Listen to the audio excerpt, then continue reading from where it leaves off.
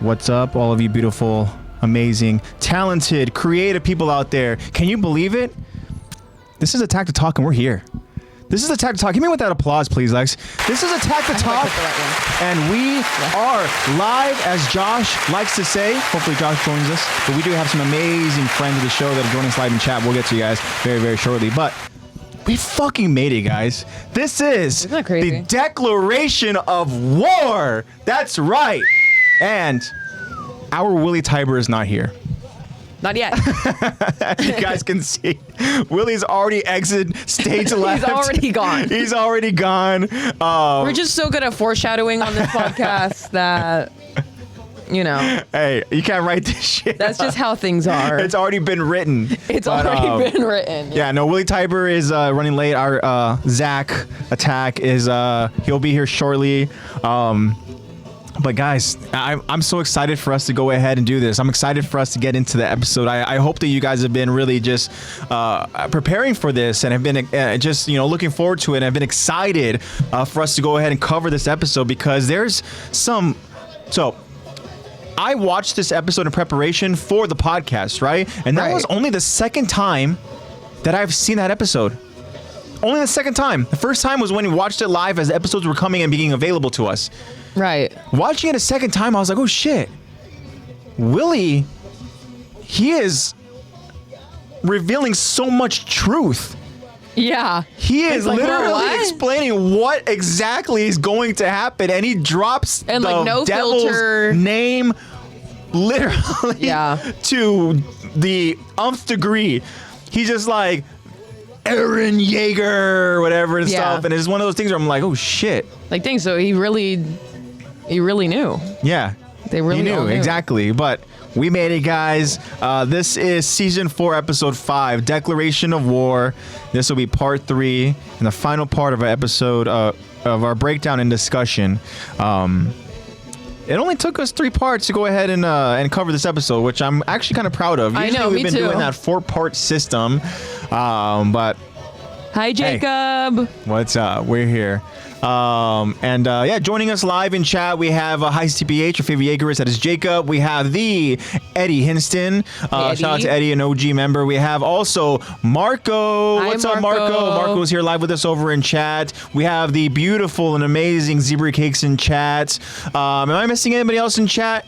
I think we have our incredible friends here live with us. I'm your host, AJ, of the Attack to Talk, the official Attack on Titan podcast. I have declared it. This is all about this episode's about to AJ. Declarations. I am declaring that we are the official podcast of Attack on Titan.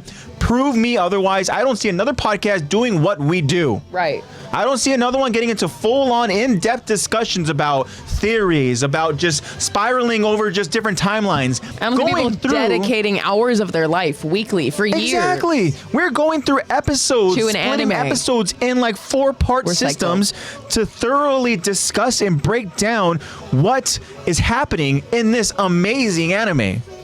Like, think about that. That you guys tune in and stick around with us to go ahead and do something as incredible as that. It's fucking amazing. Yeah. Like Jacob's saying, we dedicate our hearts and souls to the cause. That's exactly what we do. It's freaking beautiful. I love you guys. And I love you guys. So, we get to go ahead and talk about the Declaration of War. We have a Q&A today as well. We sure do. Q&A is going to be a lot of fun because it's kind of like a...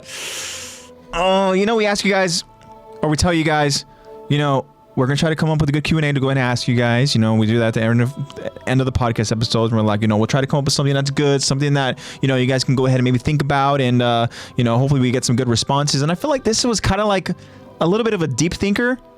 I feel like this episode, it was kind of like, well, not this episode, this Q&A is kind of like layered, very much layered. Yeah. I feel like this was a really difficult Q&A to ask you guys because there's so much that I feel like you guys can go ahead and respond with because even with things as recent as, just the Final Attack movie, for anybody that watched that, I know we talked about that too in a recent episode, but it was very much on our mind. Mm-hmm. As a matter of fact, there's a lot, obviously, we find out in Mikasa's mind. Yeah. And we wanted to go ahead and ask you guys, kind of like we kind of asked you in a 3-part question. So for anybody that There's a lot of responded, context. for anybody that responded, Kudos to you. yeah, shout out to you guys. You guys are incredible. You could and survive as a soldier. You didn't back down. I just got word, ladies and gentlemen. The Willie Tiber has just arrived. So if you want to do the honors, Lex, we'd appreciate that. We'll allow Willie backstage. We'll let him go ahead and join us in preparation for his great production. But yeah, guys, I mean, if you guys answer the Q&A, then also just shout out to you guys. We really do appreciate whenever you guys go ahead and respond with your guys' incredible responses and layered response. And we have the Willie Tiber here. What's up? Thank you. Hold the applause. What's up, bro? How you doing? Badly great. Yeah. What can I say? Zach Attack is here. Hi guys. And what can I say, man? It's Friday. It's a long week, and that bed was fucking beautiful. comfortable. I don't man. remember the last Can you time hit we Zach had with the a stream applause? on Can a you hit Friday. Zach with the applause? Let's get Thank you, Zach Attack the applause. Beautiful.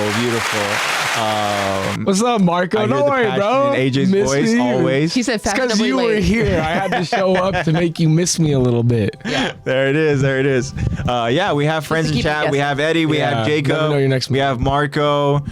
Zebra Cakes who also appeared over in chat as well. Our friends are here, and I Wow, couldn't so be more populated thankful. off of And that. again, we have all been anticipating this episode. And Eddie says, "I hear the passion in AJ's voice." Damn right, Eddie. You know, this is an episode we've been waiting for. Like. Everyone, every single person listening to asked this you has guys, been waiting for this literally. episode for. What are you for guys a most while excited now. for us to go ahead and talk about and discuss as we start season 4? Like we're already like multiple months into season 4, Yeah. and then you guys, for the majority of it, is an overwhelming declaration of war. And man, the suspense has been I there. was just so into the Willie mindset that I had to show up late like he did to the party. That's all it was. I had to show up a there little you bit go, late. man. There you go.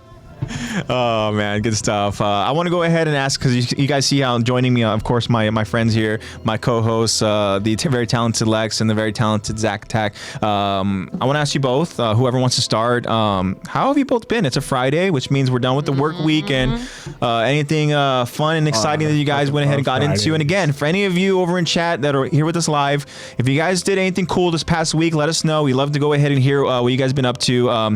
Just catch up, Zach, a little bit. Jacob went ahead and he finished Wano. Yeah, I know. He was messaging me on Instagram. And He sent so me are you Big aware Momo. of what he is now watching? Oh yeah. Oh, yeah. He made sure to tell me he's enjoying the beautiful, beautiful sound of jazz. Yes, the beautiful sound of jazz. Yeah. Yeah. So very cool. So you're up to date as far as what Jacob's been up to. And anybody else who wants to update us, let us know. But Lexi, what you been up to? How you doing? Everything I got good? a haircut. Got a haircut. You guys can see noticed Lexi got a that. haircut. It's a I got very, a very mullet. awesome looking haircut. And she has a better sick-ass mullet move. than I have now. So I know, now we're competing. Yeah, exactly. I went to a new A stylist. little jealous now. And I know. Next week. Now what? That was my turn. That's why you've been growing it out, right? Just Yeah. to like get the shape. Right. Beautiful. So obviously I there? cut off a lot of hair. The stylist I went to, oh my God, that woman has amazing, beautiful stories beyond her years. She's amazing. I love her. Yeah. And I know she's like in her early 50s, but I genuinely want to like go clubbing with her. Like I want to go to clubbing with her. She is so cool. You made a new bestie. She is so That's freaking sick. cool. Wow. She told me that her alter ego, that her friends say that her alter ego is like a gay Yeah. Peruvian man, and that's kind of just how she acts. Yeah. So I Eddie love her. says I can't tell the difference. I can't tell the Oh, difference between our hairstyle. I thought it meant between- like the haircut. I was no, like, oh. between AJ and Lexi's hairstyles. Yeah. Right. I think mine's just textured differently. AJ's got some. I have a little bit more, like Yeah. right now I have He's got product. curl. I have product in the hair right now, but if I put in no product, this is gonna look like a freaking Jerry curl. Like it's just gonna be Right. full on just like curly and wavy and all that and stuff. AJ's got some curls. I have to try to tame the curls. my you know? hair is quite I know Zebra straight, Kicks is not so a I have to fan. do the Sorry, opposite. baby. I have to scrunch it up and give it some more texture. Alter Ego's Joy Boy. Oh, that's a sick alter ego there, bud. That's pretty cool. But that was a lot of fun. Other than that, work. Margo I went says clubbing looking with my. like season 3 Aaron. That's a good look. I've been. That is a good I went clubbing with my friends last weekend. That was Awesome. a lot of fun. Been working out. Been doing a Good. lot of gaming. Beautiful. And I think that's about it. That's the week, huh? I think that's about it. I think that sums it up. Shout out. I'll probably end up saying some more random stories. Yeah, about something my that'll kids come up and just stuff. be like, oh my gosh, yeah, that's right. This is Like happening. today, we had to send kids to the principal's office because one of them. A lot of there's rivals. A couple of Marco them. says a lot of rivals. A lot of actually, a decent amount of rivals. Okay, Say, Marco. you over it already? A decent Competition amount. too But stiff? I've been Is it playing. too much for you? I've been playing a lot of Fortnite with my friends because one of my the Fort. There one of you my go. friends doesn't play Marvel Rivals, so we've just Oh, been. so now moving you have over. to play something that the friend can play. Yeah. Okay. Time to and spend he money can on play- V-Bucks. Yeah, no, that's how you literally. know that they're like that you really cherish their friendship. Because normally you could be like, all right, you know what, piss off, we're gonna go and play rivals. Yeah. Good luck. Yeah. We'll let you know when we're done playing. Yeah. No, there's definitely some times like that where I'm like, okay, girl, you're just gonna have to hop Yeah. off. Then I'll see you later, and then I'm immediately texting. Like, What is this that Marco's saying? She has plat on every character. I mean, Lord. Okay, I keep teetering between plat 2 and plat 3 just because of the queuing. Are you But Celestial yet? I only play like 2 characters though. And honestly, I don't want to be in Celestial. I would rather have fun Then sweat. You'd rather Yeah. enjoy the game? Sweat than every sweat. game. Fortnite's a lot of fun too. I play that a lot with Luca. We're mainly just making music, usually. Yeah. But anyways, today I had to send a group of boys home at work, and not home. I'd send them to the principal's office I because think you made their day. Send them home No. early on a Friday. Yeah, I know, I right? had to send them to the principal's office because they weren't following instructions. They weren't on. They have assigned dots because that they're they're supposed to sit on, and no, and they have assigned dots they're supposed to sit on, and they weren't on their dots. Oh, at sounds like all some on time. Jaegerists. So we were like, oh, you can't play dodgeball today. Go jump rope for the rest of the class. Can't play dodgeball. You pulled a freaking Commandant Sadis right there. Yeah. I was like, uh-oh. Go take a lap. Yeah. You can't. Yeah, we'll literally do that. Especially at this school. There's a lot of rowdy kids. But, you got to reward the ones that can play. So they got give to play them nicknames? dodgeball. And Did you give them nicknames like Commandant? no. If you could right now, us not knowing who the kids and what they look like, what would you nickname? Yeah. There's one with frosted tips. Okay. So you call it one Frosted Tips. Yeah. There's one. I kind of just call them what they're wearing. Okay. So I'm like, So you're Sadis. pretty much. Yeah. We just And they're like, cool. But I had to send them to the principal's office because after that happened, I heard a bunch of the boys go, Mr. Davenport, which is the name of the PE teacher. He goes, Mr. Davenport, you're gay. oh. You're gay. Ooh, damn. And I was like- wait, is he though or No. Okay. But they were Damn. trying to use it as an insult. And I they was were- like, there's a lot to unpack there. Let's just send him to the principal's office. Yeah, exactly. And when I left work, because I walk by the principal's office to leave that, because I go from site to site, when I left, I saw one of them sitting down waiting for his turn in the principal's office, and the other one was in there writing out like his apology. And I was want like, you to write, I will "Bye." not call people gay 200 times. Yeah, pretty much. But yeah, it was fun. Nike highlighter shirt. The kids ran a mile today. Nike highlighter shirt kid. I have a couple of those. And they're So like, the Miss kids- Lexi, can I run extra today? I'm like, sure, dude. Of course, it's the kids with Please. the highlighter shirts. Please on. do. They always Very play cool. soccer. They grew up in like 4 different sports. And I'm like, dude, you don't burn out too early, please. You could be It'll- really good. It'll happen. It'll happen. Please do not burn out too early. You could be amazing. I see all the potential. But yeah, that's been pretty much my week. Pretty cool. Very cool. Sick man. week. Sick week. Right on. I do want to say haircut looks awesome. Thank you. Gnarly. Only one of the kids called me Peso Pluma, so I'm okay with that. There you go. That's fair. And all the other ones were like, Miss Lexi, I love your hair. It's so slay. I'm like, okay, thanks. Wow. Wow. Very cool. Terminology Awesome of week. the youth. Hit that applause for yourself if you can. That's an awesome week right there. Mr. Zack Next. Attack. I went to a. What you been No, up Zach. to? No, Zach. How are you feeling today? Oh shit. A little It's a sleepy. declaration of war. I feel like we have A to. little Well, sleepy. you but gotta we go ahead can- and build up we to can this. Bump it okay? out. Let me build up to this, okay? Yeah, build it up. You do it. It's weird. It's weird when I do it. It's got to Zach. come from AJ. AJ, You realize what today is, right? today. You realize my that God. we've been waiting for this moment. It's a long awaited day. And Huh. this is an episode that we've get ready. we had to essentially use 3 weeks 3 weeks? to go ahead and build up to this. 3 weeks of And build up? I know that you have been preparing your ass off for this. Bro, 3 weeks This of build up. moment. of preparation. And so I want to ask you right fucking now on this. What do you want to ask me, Friday AJ? night? On this Friday How night? the hell are you? Fire! Hit the applause, please. Already on it. Already He's on like it. my crack rib. I know. Oh yeah, now he can. Now he Okay, can well, since share you're about fired up, that. Yeah, bro. we're fired up. What you been up to, man? How's your week? So, we'll go chronological. So this weekend I went to San Jose to go see my buddy Casey. We were gonna have a 40-man airsoft tour. We didn't do that. Oh, We okay. fixed his car instead. Adulting. Yep. We replaced all 4 of his CV axles and redid the suspension for his whole car. It was a Honda CRV, Okay. 2006. Yeah, we did that all weekend. It was pretty fun. I love I'm not those gonna lie. Yeah. Older 2000s Honda CRVs are beautiful. Oh, touch. it's such a good car. I mean, we got the job done in Friday Maybe and not Saturday. the time to be complimenting them while you're like, yeah, I broke down. Well, he got it recently in that condition. Oh, So the guy who sold it to him told him it would be a little bit longer Yeah. lasting. He was wrong, but Casey was like, fuck it, we'll just buy the parts and Yeah. fix it. Yeah, no, it was a great time. I got some clam chowder, got to see SF a bit, did some nature walks. Then going about our week, skipped class on Monday because exam on Wednesday, but I have work all week.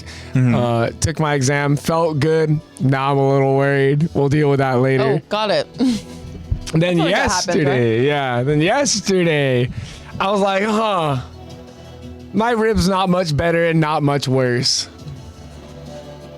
Let's go get it looked at just to be safe. It's been 2 weeks. And they're like, oh, you're probably fine. Hardy. Made me wait for fucking 2 hours to get my Yeah. Damn. I saw He's other not an people, emergency. yeah, I saw a bunch of other people come in and out before I had even got Yeah. accepted in. Is it one of those things where they ask you like almost like on a pain threshold, like on a scale of 1 to 10, like Yeah. how serious is this? How? Yeah, they're taking people with And then- breathing issues or Yeah. Yeah, Whatever. they're taking all these kids who are coughing and shit because they're Yeah. like, it's respiratory. Yeah. And then they take my x-ray and they're like, the nurse before I was like, I'm sure it's nothing. She was like feeling around. She was like, you have a couple muscle spasms. I was like, well, I'm pretty yeah. sure it's more than a bruise because I've Yeah. had these before and it don't feel like those. She was like, oh, we'll see. You get the x-ray done. She's like, oh yeah. She's like, oh yeah, yeah, you you know cracked what? that thing real good. No, You Yeah. know your body pretty good. Yeah. I was like, well, look That at. always, oh my God, sorry. That's the You're most good. frustrating thing is when people try to tell you about your body. Oh my God, that's happened to me so many times with Western medicine that they're like, oh, you'll probably be fine. You know, da-da-da-da. Have you thought about, I think it's nothing to worry about. Da-da-da-da-da. It's like, Yeah. dude, I am literally telling you right now something's wrong. I've had my body my whole life. I think I know how it's supposed to function. Yeah, I when she told me that, I was like, why don't you go look through my med records and see how often I go to the doctor and Yeah. ask me how I think I know how my body is. Yeah. And she pulls up the list. Each of these little like rows is a drop down with like 2 to 3 pages. Oh shit. Oh God. I got like 18 to 25 little sections in there. Wow. And that's like all like minor and major shit. She was like, yeah, I saw that you broke your knee, you had a fracture on your elbow, then you broke your knee again, and then you have another elbow and a collarbone and your wrist. And I was like, yep, I know my body. It goes from like sprain, and then sneezing, sore throat. Like he still Yeah. has normal stuff in there. Visits. Damn, dude. I'm sorry to hear about the cracked rib. Open reduction internal fixation fracture. Yeah, that was the collarbone one. Oh my god. But yeah. Then I found out it was cracked, and I was like, "Oh, cool! I have an excuse now to not do shit." Yeah. And now here I am. Here you are, man. I took a nap today. I couldn't help it. Decoration. I do want to say I don't know if it's just like the bedheaded look, but it looks good, man. The hair Thank you. looking I voluptuous. woke up like this, bitch. Yeah. Looks good. A lot of volume and yeah. Right on, man. Try to look good and shit. All right, Zach. All right. Very, very cool. Don't let it get to your head. All right. Still not a mullet. Glad Okay. you guys are doing good. Fuck, you're right. Go ahead and hit that applause for Zach. Awesome week. Sorry about the cracked Oh, my rib. thoughts are tired. I got 3 little scaries today. That's There you what go. knocked That's me the fuck applause out. right there. Hey. Booyah. That's what knocked me the fuck out was that was scaries, man. Scaries, yeah. Yeah, That makes lasagna sense. will or I whatever. got out a little early, got home. I was like, I got time for a quick nap. Did not. That's good, man. That's good. Today at work, I was outside over in the yard. We had a big old paint job of just having to go ahead ahead and paint just a ton of different parts for these machines that we're going to go ahead and send out. And they had to be a specific blue-gray color. And funny story about that is that there was Very a sample, ashy blue. that was shipped, right? And it just became it got shipped over in an envelope. But I guess the sample itself is essentially this kind of like metal disc. And maybe when it was like rolling around over in the freaking UPS truck or whatever, the metal disc must have like somehow flew out of the packaging, the paper packaging. Yeah, paper. By the time they packaging, delivered very it, smart. right? This was like probably like 3 weeks or so ago. That it was just we got an empty envelope. So we're like, did somebody go and grab something? There's somebody this and that. Turns out, we don't know what the sample is. So Yeah. It flew out. So today, doing the It's in paint the job, It's in a UPS truck my somewhere. boss had to blend some colors together to try to go ahead and make it. We'll figure it out. As close as possible. The look. And so I was out there with, with the mask and, you guys had some sort of reference, right? And yeah. So they had to go ahead and email I guess pretty much. So you were kind of doing like what Ronnie does while you're at work. Yeah, I was kind of like, I was an artist were like today. Parallel play. Except it was very hot outside today. Yeah. Oh yeah. Kind of hitting waves a little bit and stuff. It the clouds was, would go dude. I ahead have and the cover gnarliest like Apple Watch tan line. I have There the you go. gnarliest farmer's tan. Yeah. And I'm only I was tan from painting neck some up. parts today. from Doing being that outside for with the work. kids. Had to go ahead and replenish myself with some water. There's a moment where I was like, damn, like my head's feeling really, really foggy right now. I'm like, Were you guys like spraying it on? Yeah. Oh yeah. It was Get all those just fumes, all those paint fumes. paint gun and all that. But got the job done, and the blue looks really, really cool. You're And also like wearing like a N95. yeah. And it's hot. Yeah. So it's like Yeah, I had a hat on and stuff too to kind of maybe block off just some of the sun and stuff. Put sunscreen on. Also, thank you Zebra Cakes for the sunscreen and stuff. Yeah. And so I did that today for work. And it was fun. Sometimes it's fun to go ahead and just kind of be out in the yard a little bit when the weather obviously is nice and When the stuff. weather It's permits. kind of like, all right, cool. Yeah, no, I love being outside because of my job for Yeah. sure. And so as far as me, right, the week that I had, so obviously very productive with work, but yesterday. Yesterday, me and Zebra Cakes did something it was really fun, right? We went to this awesome arcade. To my understanding, I believe it's one of the oldest arcades that's still around over in the LA area. And this arcade's called, for anybody that's interested, and I would love to go ahead and take you both. And we had a lot of fun. Yeah, it It's sounds like fun. called Family Arcade LA.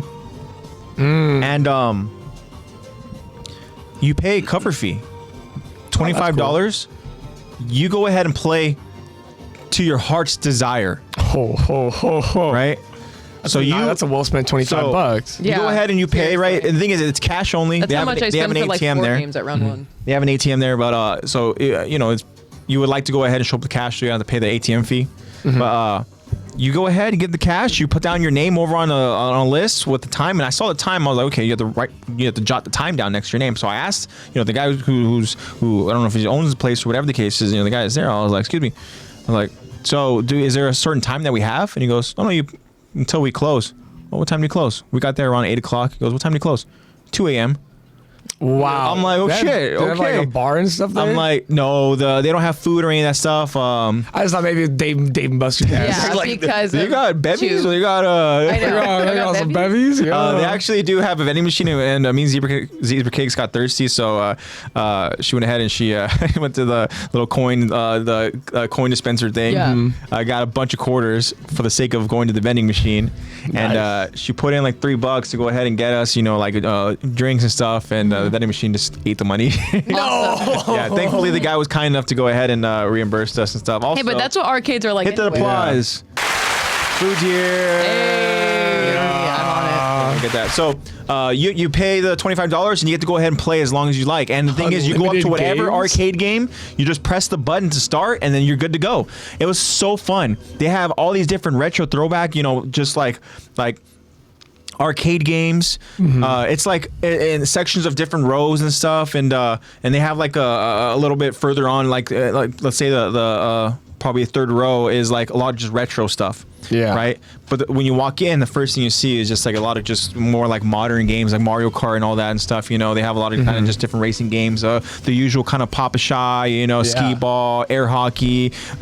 We did Dance Dance Revolution and stuff. Jacob's asking free DDR. food, and I was like, no food. There is no food there. Yeah, fly over here. You they can have a recommend bite of my because the thing is, taco, bro. we were looking over at the reviews, and the reviews were amazing. But the thing they did say was, to eat before. Eat before or plan on eating afterwards because they don't have food there. It's just like the vending machine snacks and stuff. And also now we know, use those vending machines at your own risk, right? Yep. Yeah. But all the games are free. The only thing you pay for is like if you try to go to those claw machines, or they have like a photo booth as well, and so you have to pay for the photo booth. Makes sense. Makes sense. But it was an awesome experience. We were there for a couple hours, and we were just like sweating because we were, doing the Papa Shot basketball game, air hockey. We were going back and forth. DDR this and makes that, you wake up a sweat, Dance Dance man. Revolution was the one we did afterwards and stuff. And oh my No, gosh, Dance man. Dance Revolution is so humbling. I'm gonna go ahead and play a song. I don't know if this gets. Zebra Cakes has been like this has been her song Obsessed with since it. Nice. But I'm gonna play a song. Jacob says I like vending machines with Apple Pay. Yeah, honestly, Yeah, those there are are better. Those are the way of the No. future. Yeah. But This it's song also like, dang, you're really. is thinking about me called- now. I have no excuse. it's called Pink Dinosaur, and this was one of the songs that we went ahead and we danced to. I've heard this on Just DDR. picture my tall ass just like.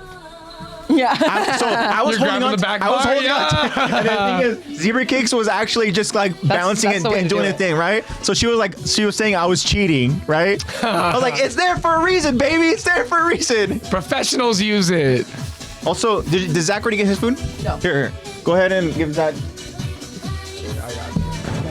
I got some long arms. Go ahead and get your food first. Yeah, I mean, it was just so much fun. The guy was even really cool that works there too.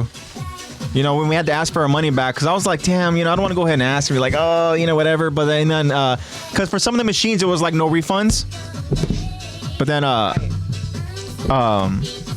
the guy was cool. He's like, oh man, he goes, I'm sorry about that. He goes, how much money did you put into it? Okay, yeah, no worries. And yeah. But can you just picture just dancing, just like I know, I'm up, picturing it down, right now. left, right, and then there's times where you have to hit them both at the same time, and you have to. It's so humbling. Yeah. It's so humbling. So this is Miss Papaya, Pink Dinosaur, and Zebra Cakes. Again, she's been listening to the song, and so she got curious, went to listen to her other stuff, right? And she said that all of her other stuff is dog shit. This is the only good thing. She's like, it was hard to Let's listen just to them. pretend that they're a one-hit wonder. Yeah. Let's just pretend. So everything else good, bro? Burrito in one bag, sauces and utensils and napkin in the other bag. Cool. Thanks, bro. Yep. Thank you, kind sir. Yeah. Thank you, AJ. Applause for AJ. Hit that applause. Hey. But yeah, so pretty standard week of just work and all that, and making sure to do preparation for today's podcast episode. I'm so excited. Declaration. To get the Q&A. And that's why we're streaming on Fridays because yesterday was date night for me and Zebra Cakes. So we appreciate you guys who are here with us live over on a Friday night. We appreciate you guys joining us. Now you guys get to go ahead and listen and watch us eat. I know. Mukbang. If anybody else wants any sauce or any other salsas, let me know. I'm good, thank you.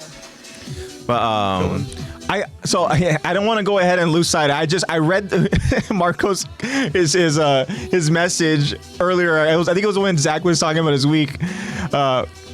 Ginger kid with blue stains on his mouth from Jolly Ranchers. Oh my god! Oh, so he's talking freaking- about when Is that a real like kid? The nicknames you have. No, I know that, but is that a real kid? Have you described? There are a couple of ginger Yeah. white kids that sometimes they come up and I'm like, you had some kind of tomato sauce for lunch. Oh, what about the kids that go out there and they just be yapping too much? They start having the film around their mouth. Mm-hmm. Oh my gosh! You like that? I have a few that I've heard fart and I pretend like I didn't hear it. Because we do some ab stuff sometimes, and that's Yeah. usually when I hear the farting. They lift their legs up, that's understandable. and you can hear their little tiny booty cheeks going.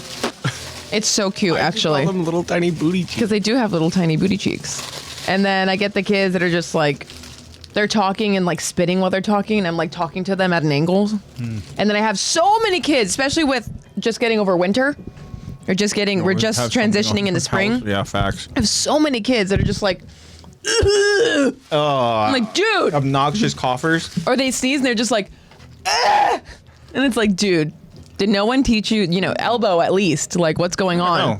So thankfully I'm outside. I keep a good distance from them. Did COVID teach them nothing? And I've only gotten sick twice since having this job, knock on wood. So, Yeah. Man, I love food. MILF. Also, Eddie skipped out on a date to join us. Eddie, bro, Beautiful. you're skipping out on game for us. he said that she didn't I fucking reply. love you, man. So what she did, this is what happened, okay? She sent the Addy. So she didn't reply, she sent the Addy, and Eddie And was then like, didn't reply. he's like, didn't reply, so I'm not gonna go ahead and waste my time just taking the trip. Yeah. Yeah. Like, fuck that, I'm gonna go ahead and stay here, just chat with the homies. And then he realized it was a declaration of war today and was like, you know what? I can't miss that. Yeah. I can't cancel that again. Yep, time to do that.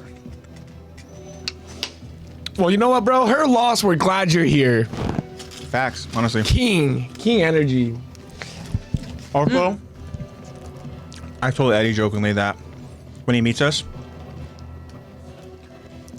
he's gonna be surprised by how much shorter we are in person. Yeah, I know, we're actually right? so tiny.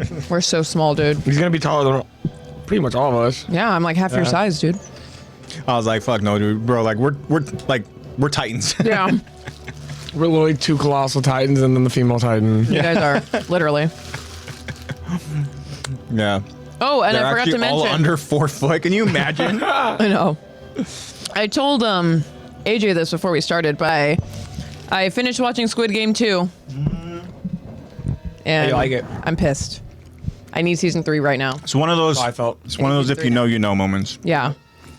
It's funny. I was literally screaming at my phone last night. And I texted Luca in all caps. I was like, babe, I just finished season 2 of Squid Game. And what the fuck? And then I sent in all caps, I need season 3 now. Like I put NEEOOOWWW. Sitting in bar stools. They're sitting in bars. We have like high seats. Little Yeah. high chairs. Actually, yeah, we're sitting in high chairs. Boosters. We have booster seats. I sit on stools. That honestly would be like pretty embarrassing. Like imagine if we really were just like short and we were just acting like we were like tall. Imagine we all brought No. booster seats. It's why we literally avoid all you guys like actually meeting you guys. That's crazy because people do that in real life. I have to bring a booster With seat the to see inserts Eddie. in their shoes. Can't be sitting down all short next to him. No. And then you also have the other side where it's like people with long legs, short torso, Yep. and people with long torso, short legs. Because you sit down, and I have a short torso and long legs, so I don't look the tallest when I'm sitting. But someone with a long torso, when they sit down, they already look tall as hell. It's kind of deceiving, actually. But it's gonna be fun, Eddie. It's gonna be an honor, man, to go ahead and meet you. Finally meet you in person. I'm excited. After Yeah, dude. Don't be 3 weird. long We'll give you years. autographs at the end, and No. $25 a pop, bro. and then you can go ahead and send over that. This is that literally Zelle one. like, last week Eddie was talking about how like humble we are and stuff, and how He's gonna be like, so we're gonna flip over the iPad. So pick a tip option, nothing below 30%, and yeah, We're gonna be like a group on Rent a Girlfriend. no photos. We'll go on a $50 date photo. with you. I know. yeah. They had me sign a contract.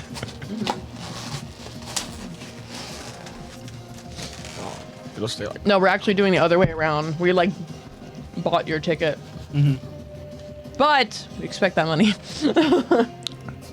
But we just wanted to make sure. He's chilling. We just wanted to make sure that you. Guys, we don't That we're gotta sitting jump together. him. It's okay. You paid us. You paid As that long as money. you paid, you're good. Okay, imagine. You paid. He sent that guap over. There you go. Oh, that was great. Beautiful.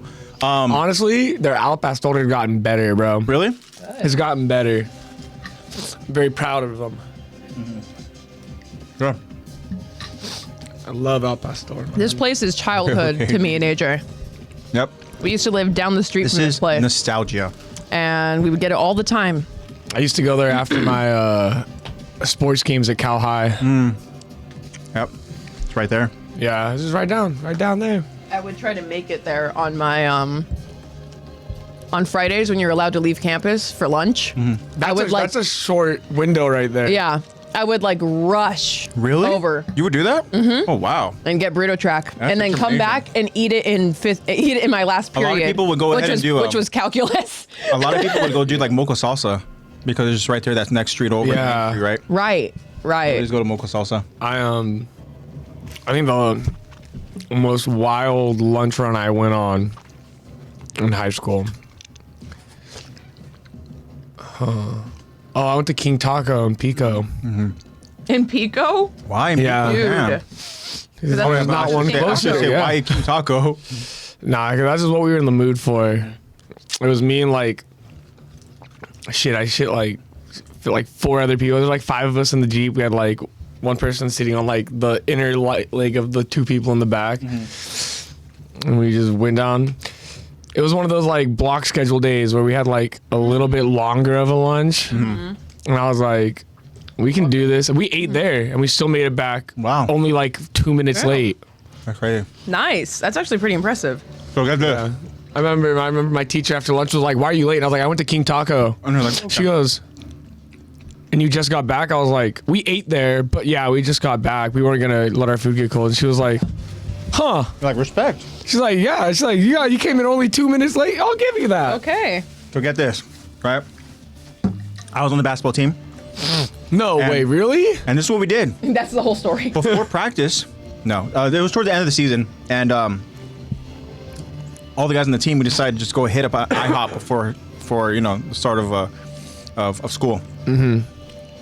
So at the time too, it was also the like all you can eat pancakes, right? Oh yeah. So we're all just kind of taking turns going ahead and just trying to just like just Devour. destroy pancakes, and then by the time we go ahead and like we have to not drive to school, we're wow. walking back over to school. And if for anybody, so you guys know, we all went to the same school, And he says, no wonder AJ's a Titan. but we all went over to like the same school. Yeah, we all went to the Different same time. high school. Yeah. At different times. You all know where the IHOP is that I'm talking about. Where Zach and I met. Yeah. You have to go ahead and walk that hill after dogging some freaking pancakes. And that IHOPs, I feel like takes a while too. Yeah, They well, take their so- freaking Yeah, time. they're slow. They take their time there. We were late.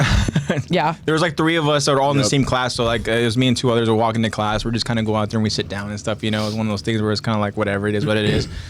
But I remember thinking, I was like, damn, like that's pretty bold of us to go ahead and be like, I know, oh, you we can eat really tried pancakes that. before school, and then knowing we're gonna walk to school afterward. Yeah. It's Walk only off the the kind of stuff that pancake. you can get away at a young age. Yeah. You have couldn't that do kind that of now. tenacity. And you If I did have that now, I'd have to go ahead and like, oh, I gotta go to this freaking You'd be throwing up in Bonds the- or something. I know. You'd be thrown up in the rain drain to the left side of the Oh street. man, yeah. So, but those are fun little cool like. I think I was memories and only stuff. late when that's when the new In-N-Out was being made, and my senior year was when it was Yeah. good to open. And I was like, dude, there's no way I'm not getting In-N-Out. So Yeah, you I have went to. one Friday, and of course around lunchtime, You're talking about the one on the other side of town? at a brand new In-N-Out, and I got my food. I was like, dude, I'm gonna be. Yeah, I got my late. food, but I missed my first period of class. No, I was know. like, okay, so I got my I was trying food, to make now it it's back to my lunchtime. last period of class, which I actually really liked. It was with Miss Shackelford, pre-calculus. Shout out Not a Miss clue Shackelford. who that is. And yeah, I remember walking in with like my fries and a drink because I like scarfed wow. down my burger on the drive. Yeah. Nice. And I was like, obviously everyone was like, oh, so Okay. she went to In-N-Out. That's why she's late. And it's like, yeah, I went to the new one. And then it went from like she was late to now it's like, so how is it? The new one. It's cool, huh? It was more of like, okay, cool. I get it. I get why you would do that. Titans. But let me know if you're ready for the go Q&A, get it. man. Because I want to read We that. are ready. Let's do it. All right. ready. Again, for anybody that answered this Q&A, shout out to you. Again, this was I feel like this was a mouthful Yeah. as far as Q&A. There's a lot to consider in this one. But it's something that, again, we talked about it, we discussed on the podcast, okay? Now, it was just kind of fresh in our minds. Matter of fact, Lexi went ahead and jotted it down over in our podcast notes. And we figured we asked you guys. So, without further ado, the question that we have for you guys is something that Lexi's going to go and read. And if you didn't answer it, and you want to go ahead and take a chance at answering it, please, by all means, so let us know over in chat what you think. Agree with someone's answer or something, or you have something to add, feel free, man. Yeah. But again, this is, this is a big Q&A. Yeah. So This is like, so you have like, kind of like beginner, intermediate, and kind of like, advanced. I feel like this is on that threshold of like just before advanced. yeah, I agree. So Some high level thinking. if you know your shit, then, you answer it. If you don't know anything AOT, then you're kind of like, all right, I'll skip it. Yeah. But Eddie goes, I don't remember if I replied to the Q&A. Well, if you didn't, Eddie, you want to go ahead and take a crack at it? By all You did means, not, please, Eddie, but now is answer a it over great in time chat. for you to let us know. So if you have not answered it, listen very carefully to Lexi. Go ahead, Lex. Do all Ackermans get headaches? Was it a manipulative ploy from Eren? Was the founder Ymir only targeting Mikasa? We asked you know. guys about Mikasa's headaches. Yeah. Which can be attributed to many reasons, Yes. but I want to hear what you guys thought. Exactly. We want to hear what you guys, really kind of thought upon finding out the question. And we talked about it last week about the headaches, talked about how people are able to go ahead and kind of see Ymir in different aspects. We understand that, like, pretty much in the end, Mikasa noticed Ymir upon doing what she ended up doing to go ahead and kind of free, so on and so forth, blah, blah, blah. I'm not going to get into details because we're going to get there eventually. But we talked about, too, that literally, like, the founder Ymir is kind of like the Grim Reaper, where upon death, Looming around. you go ahead and you just see and she's always Ymir around. with her blank eyes just there, right? Just watching your last moment. Almost like welcoming you over into the afterlife, but you don't know what Doesn't the seem the afterlife most is. welcoming. And so, we kind of speculated too, as far as For Eldians, of initiation course. to the paths. Only for and Eldians. life. so we had talked about just that whole thing about Mikasa and the headaches, and I kind of like, I remember even asked her, like, do all Ackermans get headaches? And then we kind of Yeah, like has that talked been about answered? it. Zach even mentioned something about how maybe it's because like when the person you were kind of like attached to, with in Levi's case, right, end up. I don't want to say being free from the curse of that, Yeah. but like when Commander Urban went ahead and passed, Levi lost his person per se.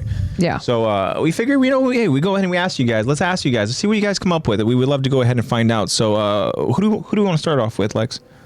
Let's start off with Eddie before we lose it. Eddie's he's answering live in chat. Eddie says, okay, Levi did mention it to Mikasa at one point, that he also received headaches, but Wow. Kenny, I don't know. Kenny's another person we brought Okay. up because obviously it's implied. We don't have that many Ackermans to draw from, So but we Kenny, have those three. potentially Udi, right? Yeah. Right. I would 100% be Udi. Forgot about that. And Yeah, then, right.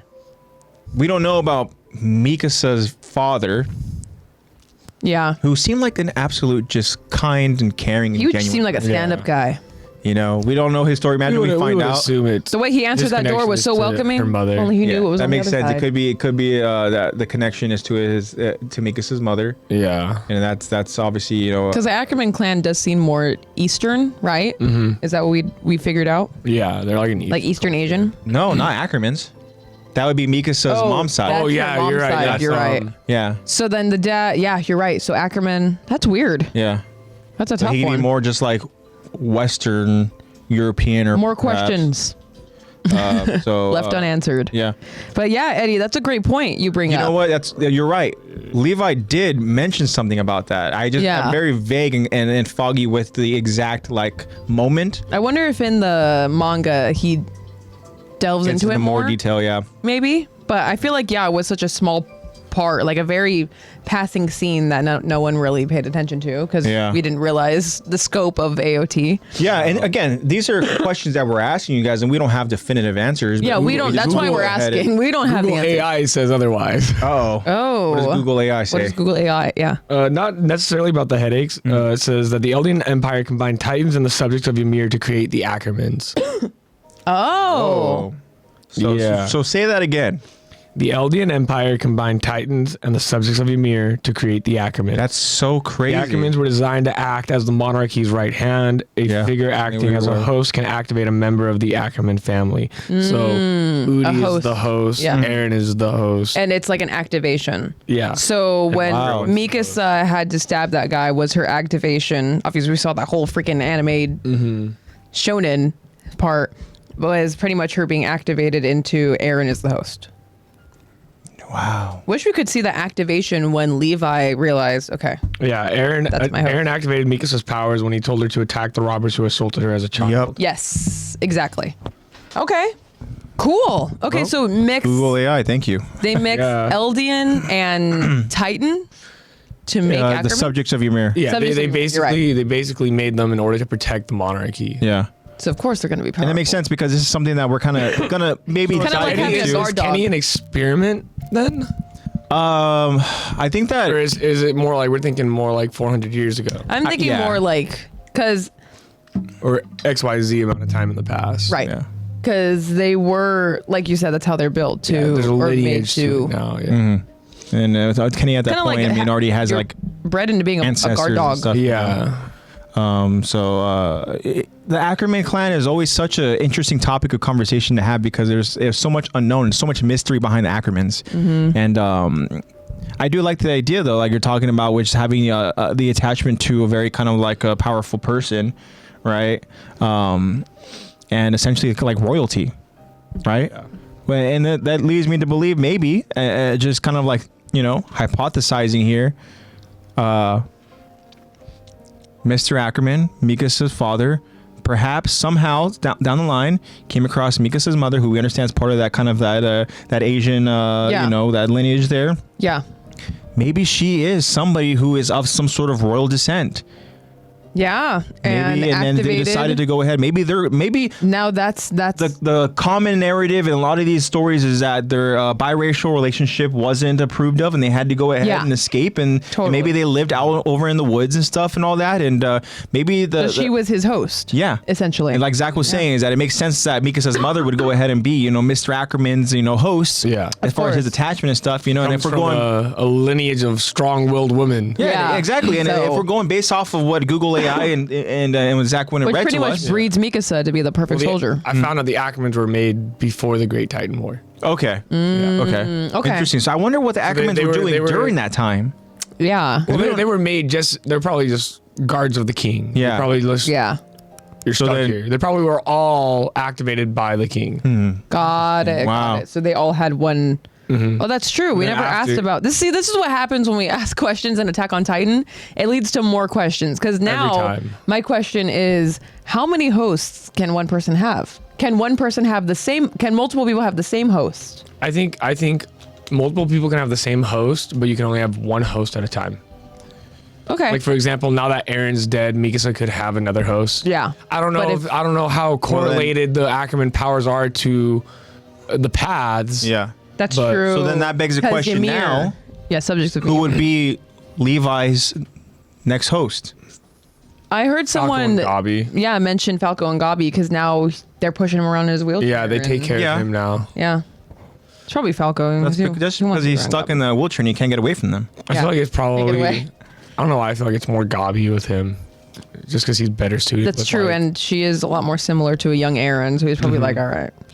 it's like Maybe. another suicidal maniac. I know. Fun. Great. The At least last one there's destroyed no. 80% of humanity. Maybe I should just put this one down now. I know. At least there's no He more gets my Titan horse. powers. Jesus. It's so crazy asking this question that Falco. for the Q&A. We're like, man, Just we'll got see if those we get feathers. any responses. But I really love and appreciate how it just really branched into its own discussion. Yeah.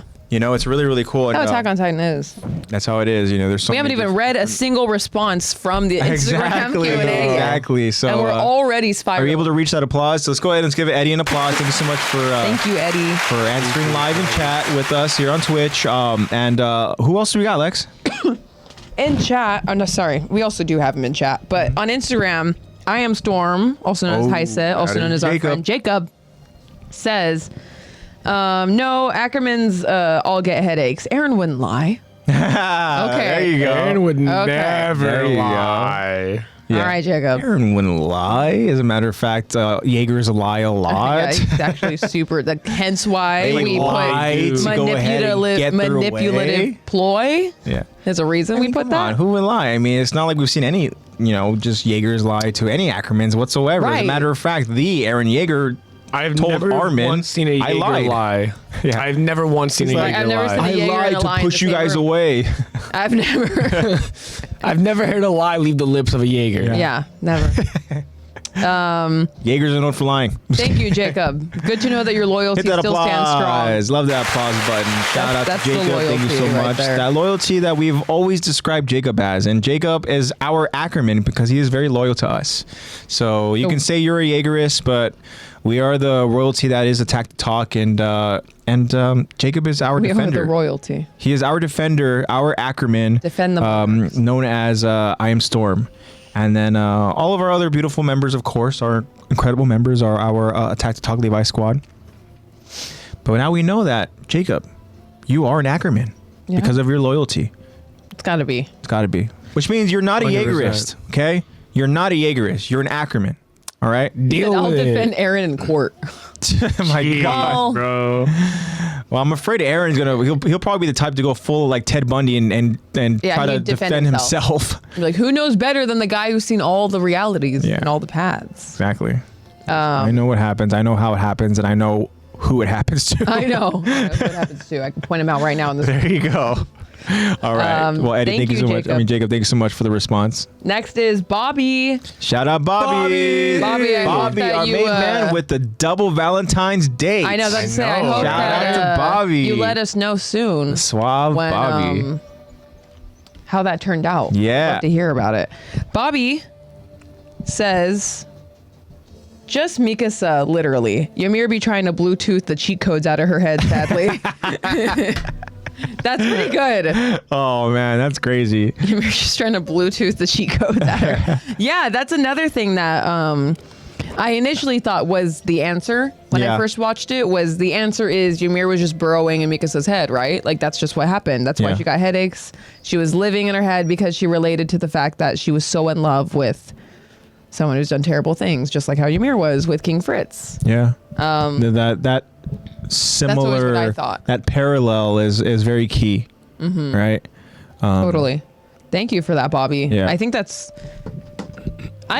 pretty. I mean, at least that's initially it's what hilarious, but it's also very like it's true. It's very true. Yeah. She is just like, living in there. Yeah. However, Bluetoothing the cheat codes. Like Eddie mentioned in chat, he goes, there is that moment where, we'd have to go ahead and fact check it ourselves, but I believe Eddie, where it says Levi talked about having headaches as well. Or maybe it wasn't a headache. Maybe he was talking about just that moment where he relates to. People be getting headaches. He relates to that moment of surge where he went ahead and he realized, like, okay, did you have like an awakening too? Yeah. Maybe that's the moment that Eddie is recalling. But I want to say that there was a moment where he does kind of relay the same sentiment about the headaches and stuff and understanding that whole Ackerman thing. But yeah. I was thinking that another possibility that we didn't add in here is that, I mean, it doesn't make sense because she does get headaches what looks like earlier in seasons 2. We can always see her holding her head and there's always like a heartbeat throbbing kind of thing, especially in season 1. And I think that's supposed to indicate her headache. But another reason that I think it could be is Aaron erasing a lot of her memories or, taking her into alternate realities and then erasing them. And then, I feel like just be literally just like dissecting her mind. Yeah, because obviously she's a major part of his timeline. So he's going to experiment to see where she is in terms of realities and then delete all those memories and then try again. But wouldn't that also play into some effect, not to the whole the headaches like effect, but wouldn't that also play into some effect to like Armin? Yeah, I was thinking about that too. But I do think that maybe this isn't about the Arlets. I know, nothing special about it. Except that they die young. Yeah, they except that they're very adventurous and sometimes they're adventurous. They're very adventurous. Seeking missions That's involve a good way death. to put it. Yeah. They're really adventurous. AttackOnTitan.fandom.com says, Let's hear it. by Aaron's claim, an awakened Ackerman was forced to serve their host, and they experience sudden headaches if their true self tries to resist. Oh, interesting. okay. Hence why Mikasa's head was splitting when she came to terms with killing Aaron. Yeah. That makes Because sense. it was Aaron's order to kill him, and Yeah. she didn't want to. Yeah. Wow. Jacob says, F all Arlets. All right, man. That's not what we were saying. We're just saying I don't they're even think- adventurous risk takers. I don't even think Aaron would agree with that. I know. Yeah, Aaron loves the Arlets. Yeah. But yeah, thanks. Well, That's really I never good. said it's canon. It's just from the fandom.com. So Yeah. don't be going be So saying we'll Aaron see. was right. Yeah, I mean, Alright. it's a fun. It literally it's a says by combination, I Aaron's think. claim, not Yeah. fact. And we well, know- that's what Jacob's saying. Aaron never lies. Yeah, exactly. That's Aaron right. could we know never Aaron doesn't lie. lie. Never, ever, never seen him. Can we hit that Jaeger applause? Can we hit that lying? applause for Ever. Bobby? Thank you, Bobby. He's only there for a second. Thank you so much, Bobby, for the response and Thank you, Bobby. yeah, good stuff. And last, I purposely saved Kirkland Allen's last, even though he was the Alright. first one Costco brand to Allen. respond. Yeah. Thank you for that. Thank you for that, Allen. Yep. Kirkland Allen. Kirk. Mr. Kirk. Yeah.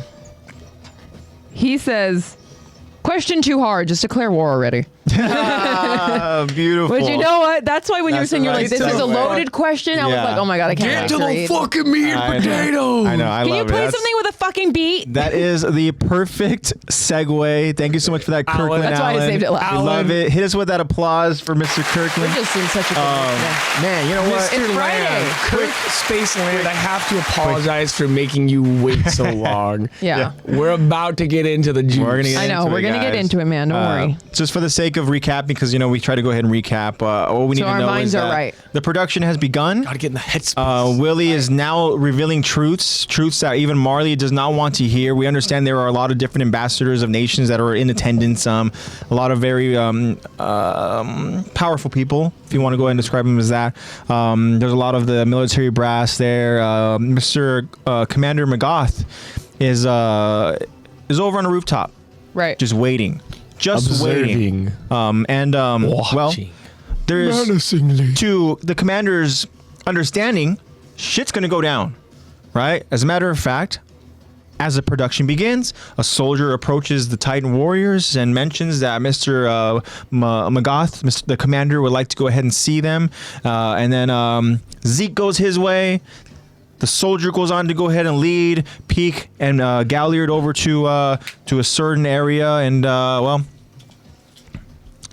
we're gonna go ahead and see what's going on with that, because Peak is starting to get a little bit, I should say, cautious. Yeah. She's wondering what's going on here. Why is this person She's seem a soldier for a reason. She's smart. She's familiar? got critical thinking. And then she kind of does like a, not last resort, but kind of like a little backup plan thing upon seeing Yeah. some Marlian soldiers that are off in the Just in distance. case, And let me she- just let someone know. She whispers a little something to them that leaves them shocked. They're just like, huh?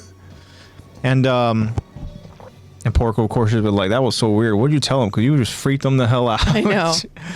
And then we're going to see what happened with all that and stuff. But again, the big part is that we have Willie on stage. He is revealing the truth. And the next big thing, of course, would be the Eren Yeager, who's listening to every word under an apartment building. I know. He's under an apartment building. Underneath. He's accompanied by poor Falco, who just realizes he fucked up. Poor Falco. Oh boy. And the just like defeated Rhina. He just like lit the fuse for the bomb. Exactly. Not knowing it wasn't for a bomb. Yeah. He's like, oh, we're just Exactly. lighting some fun He's candles. like, excuse me, I need to go and light this candle for my birthday. Can you please do that? And just like hiding whatever's on the other side of it. And just Yeah. next thing you know, just, oh yeah, of course, no problem. Yeah, let me go meaning ahead and totally run well. to the post office to go ahead and get a match. I know. And then I'll be right light back. It. Yeah, I'll gather everyone and we'll light the fuse. Yeah, let's Yeah. do it. I mean, We'll light make the a big candle. bonfire out of it. He's like, wait a minute, it's your birthday? Do you want me to invite anybody? Yeah, I have an old friend. Not gonna say how old, but I have an old friend. Exactly. I know. That moment he realizes, he goes, oh, wait, he said he was an old friend. Wait, how old? If it was before 4 years, then that means that... They met on he's the like, island. Oh, my gosh. Yeah, it's one of those things where I was like, damn, man, it sucks for Falco because we talked about him being essentially this kind of like voice of reason, this good, spirited, kind of like, this Jiminy Cricket type character, Yeah, definitely. And 100%. he gets taken advantage of by the Eren Yeager. The Eren that doesn't By lie. God. Poor kid. As a matter of fact, I do have to give Eren some credit here. He did not lie once. He wasn't lying to Falco. He didn't just lie to Falco. wasn't really. He wasn't giving the whole truth. Yeah, he wasn't giving out the details. And that's Yeah. not lying, ladies and And I gentlemen. guess it's not lying. there you go. But Technically. that's happening underground. It's maybe not Above right, but them it's is not lying. Willie. Last week, Pictured Zach, up, flicked up. Zach did an amazing job of giving the Willie Tiber beginning production speech. When Willie's getting eaten. And take a photo. And yeah, we're gonna continue on with the Willie. And Lexi will Eddie be. says that's just gaslighting and manipulating. And then Jacob says that's not lying. There you go. Two very different. Just reactions gaslighting here. and manipulating is not anything big. Come on, guys, it's not anything major. He only does genocide later, and it's not only big of a deal. 80%. You know, it's fine. He still leaves 20. Yeah. It's enough to repopulate. Thanos was right. So Lexi will be our narrator today because she don't have much lines. No. She has a peak, and that's about it. So she will be our narrator, the Armin. And let me go ahead and kind of just get this song going. And let me song get to start with. my setup. Mm-hmm. I like putting my phone on the mic stand now, so it's like I have I feel like a real voice actor. Wow. Even There you though I go. don't have any voices today. So all right, guys, this See, my phone is falls. season 4, episode 5, the long-awaited episode that we have been just anticipating. That is Declaration of War. This is part 3 of our episode breakdown discussion. We hope you guys enjoy. Stick around with us so we can go ahead and discuss together. And without further ado, whenever Lexi is ready. We continue the episode on the rooftop. We see waiting Commander Magath. Great, I messed up the first line. Okay. This is going to be great. We'll get it out of the way. I'm just so excited. I mean, his nickname is Goth, right? Yeah, Commander Goth. God Mommy. There you go. Commander God Mommy. A soldier has a message for Thea Magath. Commander! The warriors are gone, and we haven't heard from any of the soldiers we sent to collect them. Commander Magath orders. Mobilize the reserves at once. Track them down. Magath says ominously. Looks like it's begun. Meanwhile, Porco and Peak have both fallen in a narrow compartment, and Porco reacts. Shit. That really hurt. What the hell is this place? Peak responds while noticing them both slowly healing with severe limb breaks. Looks like a pit meant to detain warriors like us. It's a classic. This space is too cramped to transform in. And with the two of us down here, Porco catches on and interrupts. Got it. We just crush each other. We're off to a great start. I know. Going well. Going swimmingly. We're doing so good. Can you hear me with that line again? It's the burrito track. I know, seriously. Oh, the food's so good. You want to set me up Porco? again? Porco catches on and interrupts. Got it. We just crush each other. I'm still confused, though. What's that soldier's plan?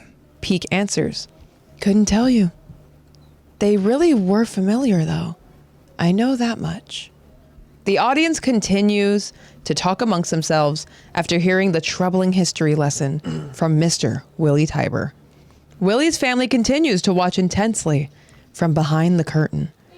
Willie turns to lock eyes with his family members as he tells himself, Please, stay and watch. This is my atonement. from behind the curtain, we can see actors in costume watching Willie, but front and center is a family member, a young mysterious woman. The orchestra drums begin beating in unison as Willie continues his grand production. With the Founder's might, King Fritz erected 3 walls, using a great host of colossal titans. Counted together, the walls surely contain tens of millions of colossal titans. They guard the king's peace as his shield and spear, or they did. But now that peace is being threatened from within. An uprising has taken place on Paradis. The king has been deposed, the founding titan stolen. The thief is an enemy to every man, woman, and child outside of his island. An enemy of peace. Marley and soldiers rush behind the scenes upon receiving orders from their commander. And downstairs, Aaron makes preparations as Falco witnesses him growing his foot back. His name is Aaron Yeager. Falco, in disbelief, tells Mr. Kruger, You tricked me. After what you said, I respected you. But you were just using me. Aaron confirms. Yeah, I was. I'm sorry. I did it because I needed your help. Falco continues to be in disbelief as he panics and says, The letters you had me send from outside the internment zone. Who were they to? Rhina gasps after hearing what Eren had Falco do. As a matter of fact, Rhina recalls that day, seeing Falco running off with letters. Eren heals his foot after growing it back and tells Falco, I can't say the letters made it to my family, but they reached my comrades. Falco feels awful and guilty as he begins to tear up. But I didn't know! A concerned and curious Rhina asks Eren, Wait, you wrote your comrades? dude. Oh, Oh, shit. I already know the moment that Rhina heard those letters you had me send to your family. He's like, what did I know, you he's do? just like, huh? The Ackermans are here! He's like, Comrades. oh shit. He's like, oh god. Think about the PTSD that is just setting in. The fear, like just the Dude, chills literally down a his week spine. ago, this dude had a shotgun barrel in his mouth. Oh my goodness Oh gracious. my god. It's insane. All right, so let's talk about this first part here, right together. Poor Falco, man. That's all I gotta say. So again, kind of I just in feel a so bad for Dumbass Falco. kid. You So- tricked me. Yeah. let's start with Falco. We kind of segued and we ended the recap with Falco and talking about how Right. shitty he must feel. Really, like this feeling of like how It's okay. He there gets is the this- coolest Titan. There is this. That's true. Right? For one day. Yeah. That's fine. Yeah, for For one day, he's the coolest Not even a whole savior day. I know, of the literally. world. He gets one cool day. feathers. He's a fucking jaw beast. Yeah. Yep. And it's gone! Gone. And then, Gone! yeah, no, he's stuck as a kid with Gabi. Yeah, that's And Levi. true. All right, so Falco is this. He's the legend. He's this child who he realizes here prophecy. that he's fighting for something that he's essentially not even going to have, right? That's kind of what Right. we're introduced to. He ends up building this love towards pretty much the what's I'm thinking of the prodigy, right? Yeah. like the prodigy there over in Marley, the next person to go ahead and the successor to Yes. the armored Titan. Right. We understand that the current armored Titan is a family member of this prodigy, Miss Gabi Braun, and we have Vice Chief Rhina Braun. Yeah. We're obviously very familiar with Rhina, and so we have Falco doing everything he can to make little impacts, everything he can to show his humility and to show his kindness and gestures towards others and towards people. One might say his humanity. His humanity. And when he goes and he stumbles upon Mr. Kruger, an injured, mentally not well Marleyan soldier, right? All part of the plan. yeah. Day one, like D1 manipulator. And so And by day one, he was like, okay, I'm going to look very fragile. Falco had many moments with Mr. Kruger. Mr. Kruger was essentially being very vague with his story. And why wouldn't it be any kind of surprise? Because this soldier probably has a lot of trauma that doesn't want to get into full Yeah, details. he's not going to want to bring that up. Right. And Falco seems understanding of that, where he doesn't pry. There's injuries and stuff, right? Yeah. Now, I want to ask you both. What was the moment do you think that crossed, like, what do you think Falco felt in his, like, heart, in his body, in his, like, emotions when he saw Mr. Kruger, I see in air quotes, grow back a foot? Yeah. He was probably shitting brain. Yeah, no. He was you like, know that fuck, I've seen this before, fuck, oh that's when no. he started spiraling and was like, I I don't know, Rick. And- He's grown didn't know. Poor his leg back, Rick. kid. Credit to Aaron. We understand that in the Aaron that we know of He needs to seasons change 1 his through draws. 3, that he had to go ahead and do some substantial training just to get a hold and control of his powers. He did this with such ease. Literally, it just looked like the freaking legs go like, know. and just I like know. It like goes turns back. inside out and it's a leg. Yeah. Like, And then so it's like essentially there growing, and you see there's still steam, which is why he's kind of like fully healing it and stuff as well. This guy It's has quick, dude. such control of his abilities. We talked about it And too. he still has his cut hand. Yeah, Yeah. he still has the cut hand. He's still like this guy. He can and he localize his says healing smooth as factor. fuck. Yeah. Oh, yeah. Exactly. If there was ever any doubt of who is in control of this moment, who is in command in this moment, who holds all the cards, Yeah. it's It's the Mr. dude growing his Kruger. fucking leg It's back. the Yeah. dude growing his leg back on command. It's not the vice chief with his Like, head while down, he's trembling talking. as he holds his Yeah. head. It's not the vice chief. Yeah. No. It's this fucking scary ass guy who you thought was mentally ill. Old, dead-eyed motherfucker Yeah. growing his leg back and just saying, the dude with the eye patch. "Oh, It's- don't worry, they reached my comrades." It's crazy. And then so Foot's done. Ultimate aura. honestly, I mean, it's or a crazy. farmer for It was real. so easy for him to. So we have- dude has been training. We have Falco shitting bricks upon seeing Mr. Kruger grow his freaking leg back, and then we have Rhina shitting bricks upon hearing, wait, family, Yeah. comrades. Like he goes, wait, you wrote your comrades. It's like two different ways of like terror. Like one of them knows exactly what they're capable of, exactly what's going to happen. Yes. And the other one is terrified because he has no idea what's going to happen. It's the fear of nothing versus the fear of Everything. yes. Yeah, exactly. That's true. Yeah, those are two great The ways array of describing emotions it. happening in this Who one do we basement. think is more afraid in this moment? I think Rhina. Okay, I agree. I think there's- Rhina there's is, something 'cause that- he's got he's in PTSD. shock. There's something to be said about the fear of the Falco more unknown. feels You don't guilt. know necessarily what you are fearful of. You're just in anticipation Yeah. for what's to come. Like the potential You're trying to brace of- for it. What could be? Yeah. You know, Rhina. That's why he's on his hands and knees right now. The thing is, no matter what any of these other people could conjure up in their heads, Ryan is like, it's so much fucking worse. Yeah, it's worth Yeah. that. The conversation, right? Colossal Titan. I could be wrong, but I think this might be a conversation that they're having essentially, probably in this episode. But I mean, Rhina knows what's happening. Rhina knows because Aaron essentially like just laid it all out on the table, and then he just went ahead and he's just like, look, I understand what you did. I understand, and we're gonna get into it. I think over in this episode into We more will. reiterate detail. that point. Yeah. But I mean, With a good old to answer your handshake. question, Rhina knows that not just him, that he's fucked, but the people, the families literally above them in these apartment Yeah, buildings. innocent family. Everybody that's over there in attendance in the audience watching this guy, Willie Tiber, he understands everybody literally is in It's harm's in the blast way. radius. Yeah, Like literally. if this guy transforms, Seriously. then this is going to be essentially the Shiganshina breach. Yeah. But in my eyes, worse. Yeah, and and it's a actually, breach from within. It's not an exterior coming Yeah. interior. It's a Yeah. he's been in this bitch. yeah, and I He's been actually here too. for a minute. Now thinking about it, He timed it. I want to do that as a poll question. So if you can, just in the notes, kind of jot Yeah. down like who did it better. Was it the original? Who rated the or was other it side sequel? better? Yeah. So you guys don't have to answer now over in chat. Yeah, Just think surprise about us. it. Don't answer yet. Marinate in it a little bit.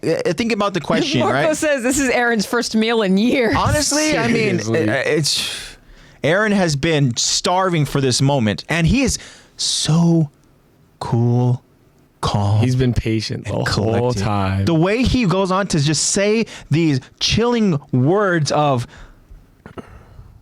I can't say the letters made it to my family, but they reached my comrades. Yeah. Like that Rhina's there. eyes, his pupils dilate. He's like, fuck. Because you already know he's like, comrades, which comrades? How does he know that there are comrades? Yeah. Like, Which ones? and then he's thinking back to Falco running with a letter, and he's not even like, what's the word? He's not like there enough to be like, dang, I want to slap Falco. Like, why Yeah. would you do that? He's just like, dude, he's gonna have to change. The his thing is, underwear. he's in He's this. not even He's upset. pissing He's himself. just soaking in He's the just horror terrified. to come. Yeah. Yeah. Yeah, he's right now in such a state of shock and just being numb, and he is like, Marco says, wait, but we're comrades, Aaron.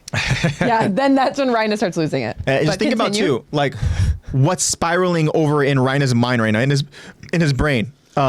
He is probably trying to go ahead and think about what's the next proper steps and I measures don't to go think ahead and so. take. I don't think so. I think he's just shitting bricks and thinking Actually, about all the terrible shit to come. You're right. I think he's thinking he's gonna fucking destroy everyone in my hometown like I did for him. Yeah. That's all he's thinking of.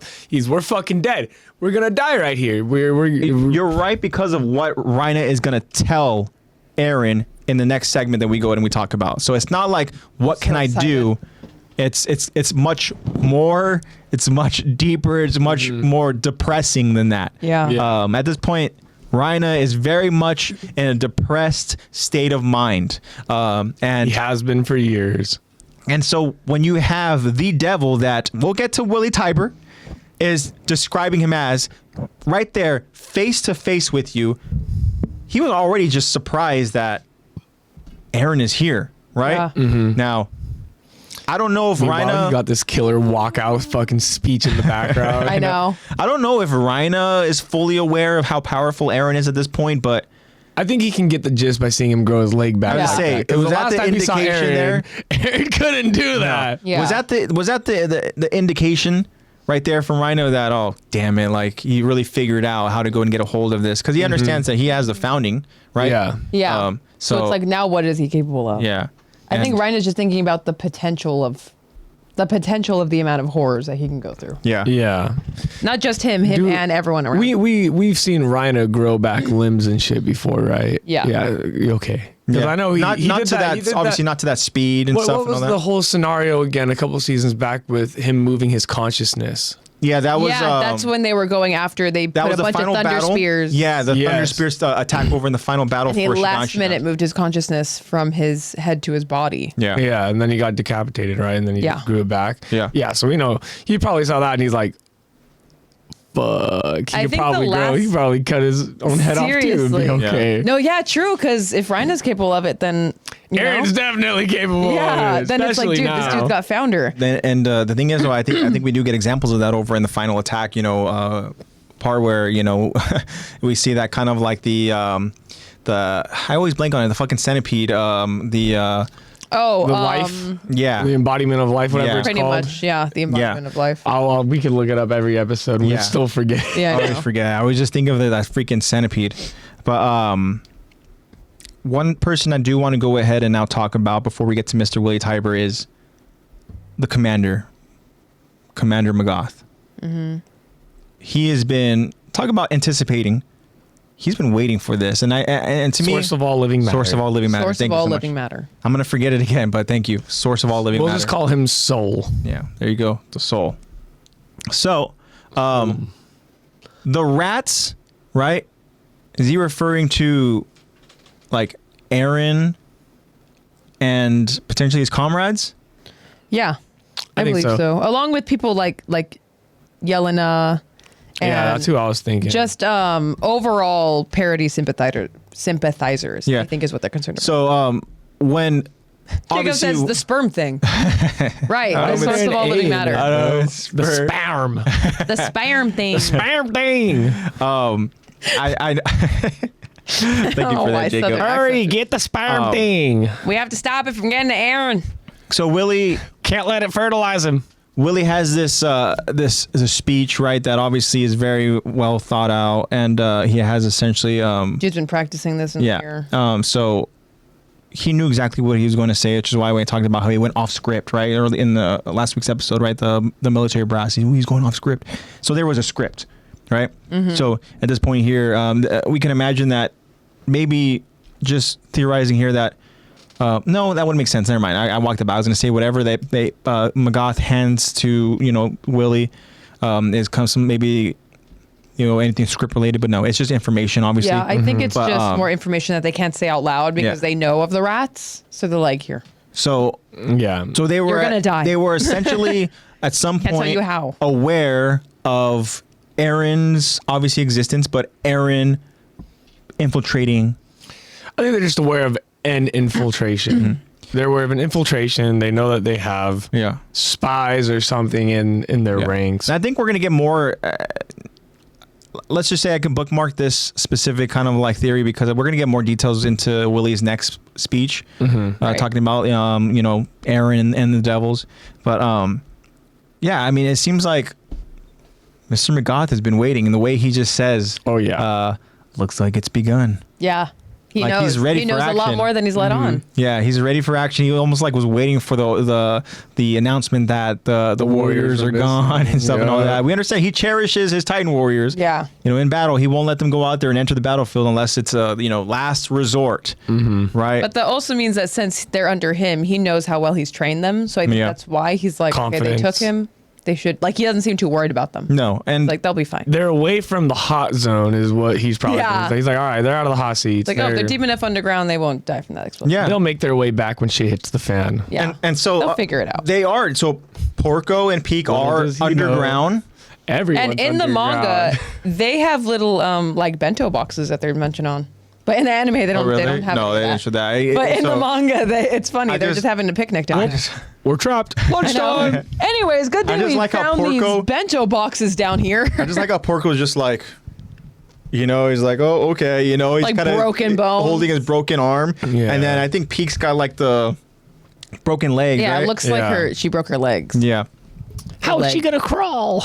Well, obviously they can't go ahead and transform because they were. Well, y'all might not be able to grow it back as quick as, but maybe you could heal it. Yeah. Yeah. Also, I wanted to say, I think the last time, I was just thinking about this. I think the last time Rhina saw Eren grow back any limbs, as a human at least, is when he cut them all off when they kidnapped him. Yep. Kidnapped him and Oh. Ymir. Back Right. when they retreated to the Forest of Giant Trees. The nubs. yeah. Yeah, the nubs, The nubs. exactly. Yeah. That's when Aaron was Nub there. Eren. Was there with just all nubs. He was all nub. Yeah. And it took him so long to grow them back. He was 10 trying. hours is Took what him- Marco's guessing. Yeah, it took him Yeah. like 10 hours. Yeah, it took him so long to grow them back. And now this dude is just, That's an interesting callback. yeah. You know, that just goes That to show. Rhina's like, holy shit. Yeah. This dude this isn't the Aaron that I Nope. was able to kidnap. He's actually smart now. Yeah, He's been exactly. hiding. He infiltrated us, was able to contact his comrades. So, God, man, I could only imagine the mental turmoil that Rhina is going through right now. Yeah, exactly. His brain is moving too fast for him to comprehend right now. All right. Poor dude. So Willie, man, backstage, right? Watching Willie as Willie goes out there and says, like, you know, please stay and watch. This is my atonement. Yeah, this is his big atonement. This He's, means so much to him. He's speaking to, you know, actors involved and stuff. You know, we see them all in just their different, you know, costumes and whatnot Yeah. as their different characters over on this big production. But then we see one mysterious woman front and center watching all this. And spoiler alert, as I did not give spoiler alert warning to any of you. Sorry for knew that. what was but, Well, coming. you're in you the know. Declaration of War. If you're starting on what episode is this for us? This is 5 of, oh yeah, well, so I think this might be like around like I want to say like in the one, almost close to 160s or whatever. Dang, I was Yeah, going to guess around the we're- 120s. Look at us go. No, we're hauling ass, man. Damn. Yeah. Time really do be flying. Yeah, let me go ahead. I can actually look for sure 100% just to go and see what we're on. But yeah, so this mysterious woman, essentially, she is the Warhammer on standby, right? Right. Yeah. Warhammer on standby. Just in case, you know. Yeah, I mean, y'all got it for a reason. Last week's episode, which means this week's episode is number 157. Damn. 57. Yeah. Wow. Okay. Yeah, so we're getting close to the 160 mark. But interesting that we go ahead and we get just glimpses of this, you know, of this Titan warrior. This is a Titan that we have not seen up to this point if you were watching it live as it was coming out. But this is the Warhammer. So she's watching there. She's kind of on standby. Obviously, things happen so quickly as we'll go ahead and we'll get to. But interesting that Willie goes on there to say, this is my atonement. Is this kind of like Willie's way of like looking and saying like, just watch it and just don't intervene? Like, Like, Pretty please much. let me have this. yeah. Yeah. This is I supposed think to he be knows shit's my about to big hit the break. fan too. Yeah. He knows that he's going to die. He just doesn't know how. Like, Yeah. just Like let we me discussed let last me say my piece and get my message out there, and then I'm out. Yeah, that's what I figured too. That was like the message that I went ahead and I took away from it was that he understands living that in this his is going to be life. his last and his grand finale, and so he doesn't want Grand is one word. he doesn't want her to Definitely fine. to get Definitely involved. fine. Yeah. You know, She doesn't want to. He doesn't want to risk losing her in the process. makes sense, Yeah. Like, please don't intervene. but spoiler alert. Yeah. we'll get to all of that. She doesn't have much of a choice. She If you has to think get Aaron is involved. strong. Yeah, so interesting there, right? He goes out there and he sees the Warhammer Titan user. But continuing now with his great his production and his speech, right? Mm-hmm. Great job again, bro. Thank you. So he continues Appreciate his history lesson about King Fritz and what King Fritz his true intentions were, and that was to maintain peace within the Great Titan War, and to essentially go over to the island of Parody and to end the war, but also made certain precautions to defend, just in case they do try to go ahead and claim the founding Titan, and that would be these 3 walls that make up a lot of colossal Titans. Willie was explaining the rumbling last week, and Willie will continue that same prophecy as well, and we're going to talk about that and how essentially everything that is said is very, very true to what history is going to go on to become. But he says these 3 walls that using the hosts of the colossal Titans, they essentially contain tens of millions. Again, just for context there, as to what the rumbling ends up becoming, and how many of those colossal Titans were just walking through the globe. Yeah.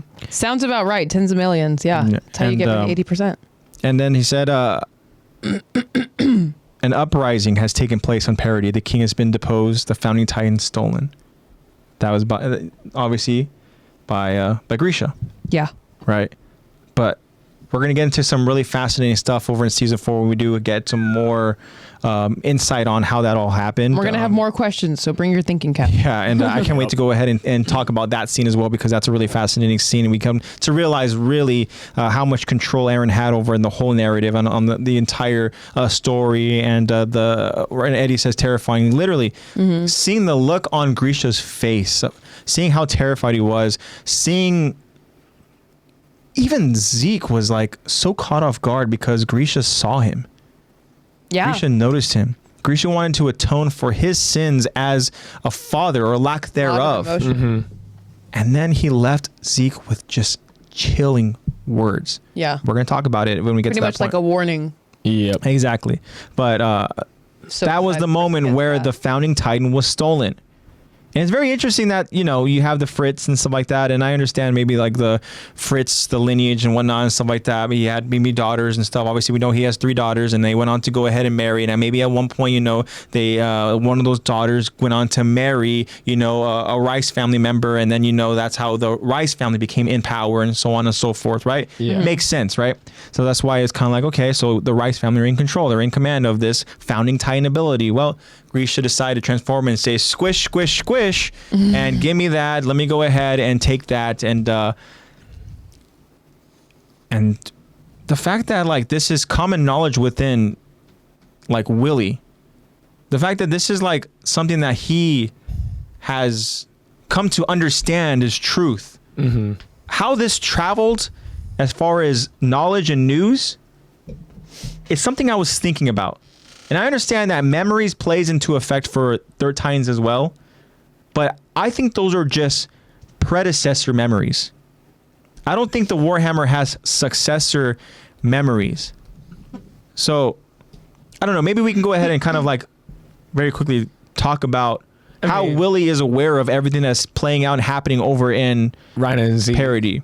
I just feel like it's just Rhina and Zeke. Okay, you think, but... So that plays into, again, a question a couple weeks ago about who is the one that invited Willie and who's the one that informed Willie and essentially come to make plans with Willie. Would that just be Zeke? I'd argue, I'd argue it was Zeke, or it was Zeke kind of pushing the brass to that direction. Yeah, I know. I feel like Zeke had involvement, but I don't think it was direct involvement. I feel like if anything, Zeke talked to Magath.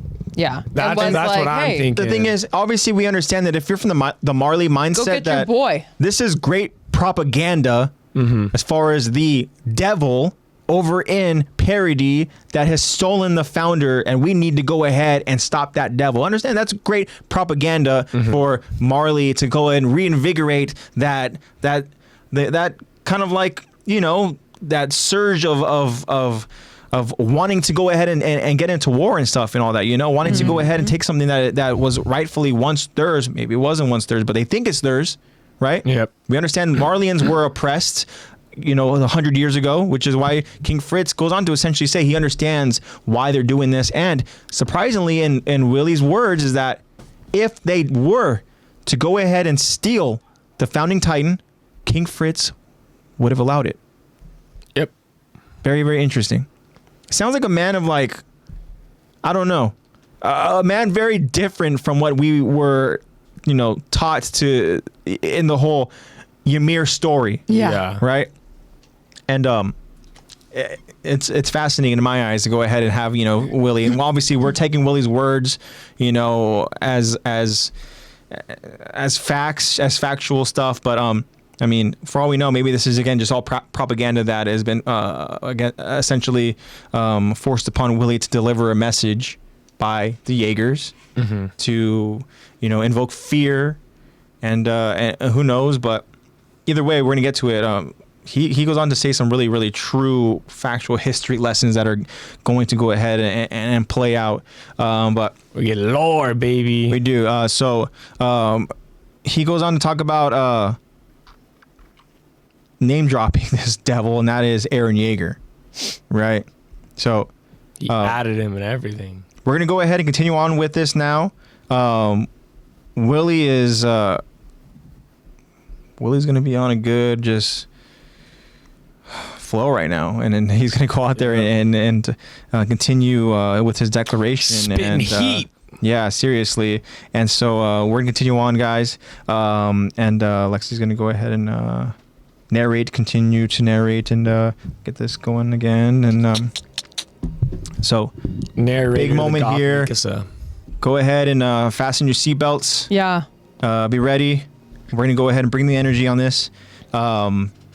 Zach, are you Jacob, ready? you're right. Aaron Yes, is sir. about to get his appetizer. That is right. And Marco 100%. says, this is probably my favorite scene out of anything I've watched. Anything. That's crazy. That's a good scene to Yeah. like. And then too. Jacob says, that devil is a war hero.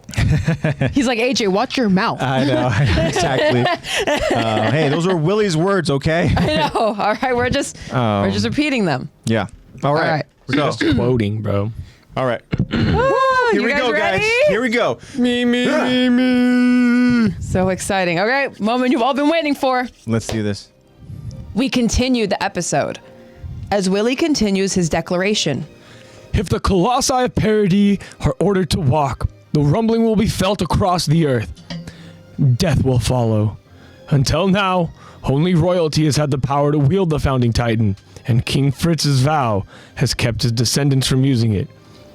But this Eren Yeager has found a way to use the founder without having royal blood, which means he could begin the rumbling at any moment.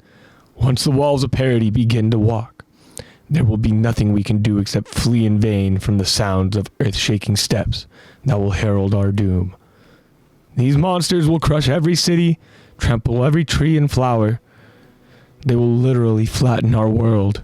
Aaron continues to listen, and he tells Rhina. He's exactly right. I'm the bad guy Willie says I am. If nobody stops me, there's a chance that I'll destroy your whole world. But to my eyes, you look like the bad guys too.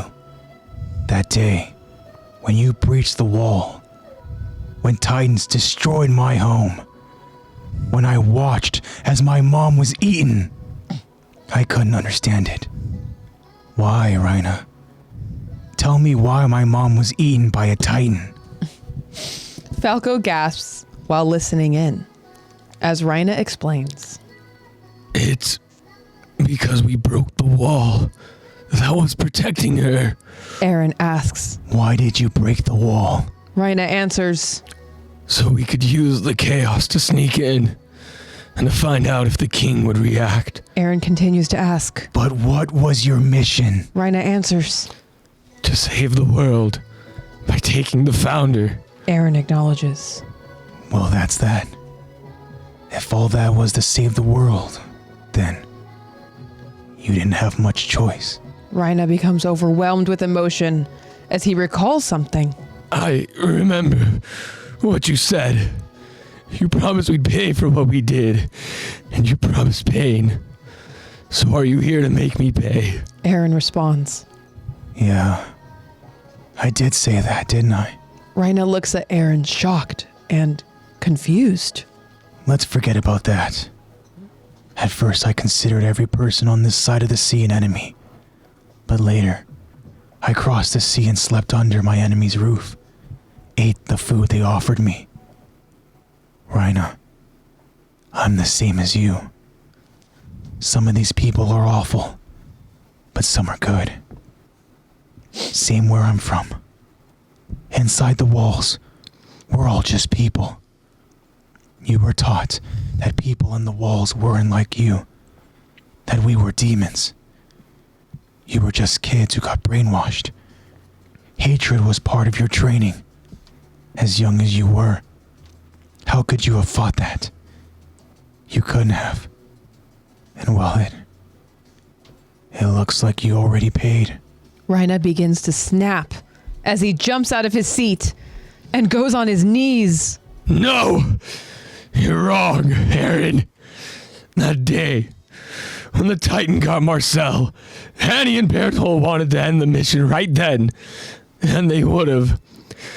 But I convinced them to keep going, not just to save our skin, but because I wanted to be a hero. I wanted to be respected. It's my fault. The truth is, your mother was eaten by a Titan because of me. Meanwhile, on stage, Willie continues to speak to his audience. I have always hated my blood, and more than anyone, I have wished that my race would disappear. Rhina continues to struggle with reality. I can't take it anymore. Please, just kill me. Willie continues to profess his feelings. However, I confess that I want to live. That despite everything, I believe this world is my birthright just as it is yours. The people gathered here may belong to different races, different nations, but if we were to survive this crisis, then for the first time in history, we must join as one. So please, if you wish to live, then lend me your strength. Help me protect our world's future. Aaron listens as the audience erupts in cheer. Willie continues his plea. If we work together, we can overcome any obstacle, any threat. As Marleyan soldiers begin to surround the door that leads to the underground, Aaron stands up and tells Rhina, I was right. I am the same as you. Rhina looks up in shock as an outstretched Aaron reaches towards Rhina. We can hear Willie's words in the background. I ask each of you to join me as I go to fight the devils who would plunge our world into hell. Help me defeat them. Aaron helps Rhina back to his feet. I think maybe we were born this way. Willie continues his passionate speech as the crowd erupts in applause. Here and now, as a representative of Marley's government, I send this message to the devils of parody. The soldiers approach closer as they slowly take step by step downstairs. Aaron tells Rhina, I'll just keep moving forward. Rhina stares, still confused by his words. Until I've killed my enemies. Aaron's eyes begin to glow a fierce green as sparks of lightning surround him. Rhina and Falco brace for what happens next. Rhina runs to protect Falco as an eruption happens underground, taking out the soldiers and so much more.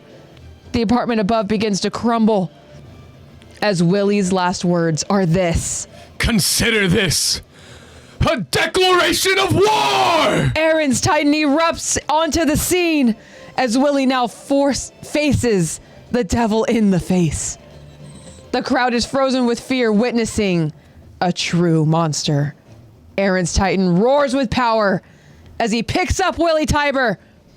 Then Aaron's Attack Titan drops a blood-covered Willie towards his mouth as his roar echoes through Liberio.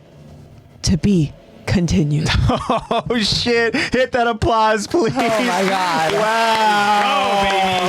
Oh That's my how you god. do it. Holy, oh my god. Wow. That's some good stuff right there. Zach.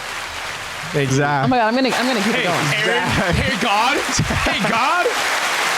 Attaboy. Narrator. Killer narrator. Narrator caught Mikasa. Oh my gosh. Good job, AJ. AJ. Killed it, bro. This moment. It's Oh my word. it's art. This Yeah. moment is. It literally is. art. The parallels of going back and forth between Willie and what we'll talk about it. Yeah, of course we'll Yeah. talk about it. But Cinematic Oh masterpiece. my gosh. Says Marco. Yeah. I screen recorded that. W says Jacob. Triple dub. I love it. This was such a fun episode to go ahead and even just like prepare for, and the fact that we just delivered this, guys. I feel like I'm kind of at a Can't loss believe for we're words here. a little bit. I mean, I feel Got a like little chills. Got some chills going this through that is a one. moment where I'm gonna think about it. I'm gonna go like, wow, we fucking felt the power of these Yeah. words, of these lines, of this moment, and it's I don't know, it's crazy. It's crazy. Yeah. Um, Jesus. Yep. shout out to the creator, man. Shout out to the amazing Isayama. Oh my gosh, Yeah, shout out Isayama. Jesus.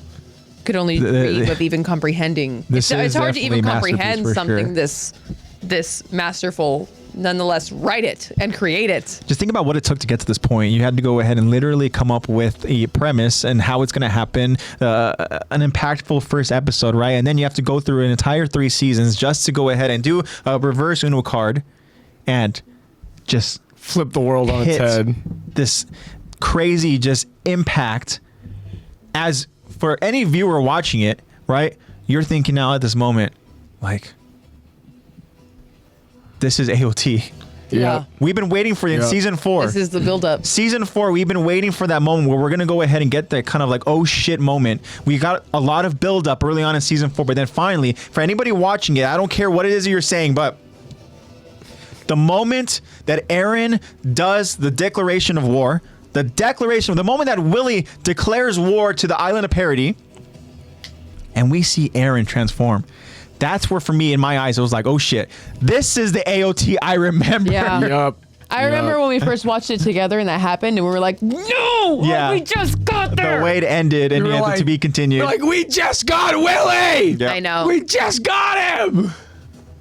That's Jacob's true. gonna eat me. Yeah, he said he's gonna draw a paper with your face on it and eat it. Wow. That That would be I know. in I honor know. of Willie. throwback. Speaking In of Willie, quarantine. you can tell. Yep, definitely. You could tell even in this speech when he says, "Eren has found a way to use the founder without having royal blood." Yeah. Wow, you know so little. Oh yeah. Yeah, as a matter of fact. He is using royal blood. Yeah, that's true. Whose? You'll find out. You'll find Zeke out. left that out of his Yeah. debriefing. Well, the thing is, I don't think Zeke even is fully aware too of like, Nah. you know, Yeah. the extent of what Eren can go in and do, which is why Eren kind of, you know, pulls the rug out from under him eventually down the line. Which is But- another awesome moment. We have some more really cool moments to. I know y'all been looking forward to this one, but Yeah. season 4 has some really good moments that I'm really looking forward to. Yeah. Season 4 is back-to-back bangers. Seriously. Man, we have so much to unpack here. Where do we even want to start? Where do we start at? What moment do we want to go ahead and start discussing? I guess we just got to do it Shit. chronological. Yeah. Chronological. Okay, let's do 'cause it. That sounds best for this We one. spiral, especially at the end of our streams. We Yeah. spiral crazy. Yeah, So it's crazy. let's try to do it as structured as we can. So let's do this. Freshly Okay. rested too. I can go Same. for hours. There we Same. go. I just So- woke up from my nap. Let's talk about Willie's. naps. Let's talk about Willie's declaration here, right? This isn't the declaration of war. This is him like declaring essentially knowledge upon the Marlians here. Everybody here in attendance who's watching and who is digesting all of this information and this is stuff. This is information that Willie wants the world to know, to understand really how much of a threat, right, the devil over in Parody is. Right? The fact that, like you mentioned, Lex, somebody somehow was able to go ahead and take the founding Titan ability without and use it without royal blood. Now, if you go through, like, let's say you're taught a certain thing throughout history that, you know, this is something that only the royal, like, family members Yeah. have the power to do. You're probably thinking to yourself, who the fuck's this Eren Yeager guy? And Yeah, how why is is he he so able to special? do this? Who is this fucking kid? I know. Yeah. Like, that's unreal to me, right? And so the words here, right? talking about the rumbling. If the Colossi of Parody are ordered to walk, and this is what I was talking about, alluding to earlier on in the podcast, is that Willie is going to be declaring like prophecy here. Like he is declaring like history knowledge that's going to play out into the future. If they are ordered to walk, the rumbling will be felt across the earth and death will follow. Check. Yep. You know? Yeah. Yep. Laying Until it now, out. says the Dude royal. just spoiled the rest of the movie. Foreshadow. Foreshadow. Isayama loves the foreshadow, doesn't he? I know. Oh my But god. just enough. Yeah. Just enough. It's crazy. So it says, until now, the royalty has had the power to wield the founding titan, and King Fritz vow has kept his descendants from using it. Think about that.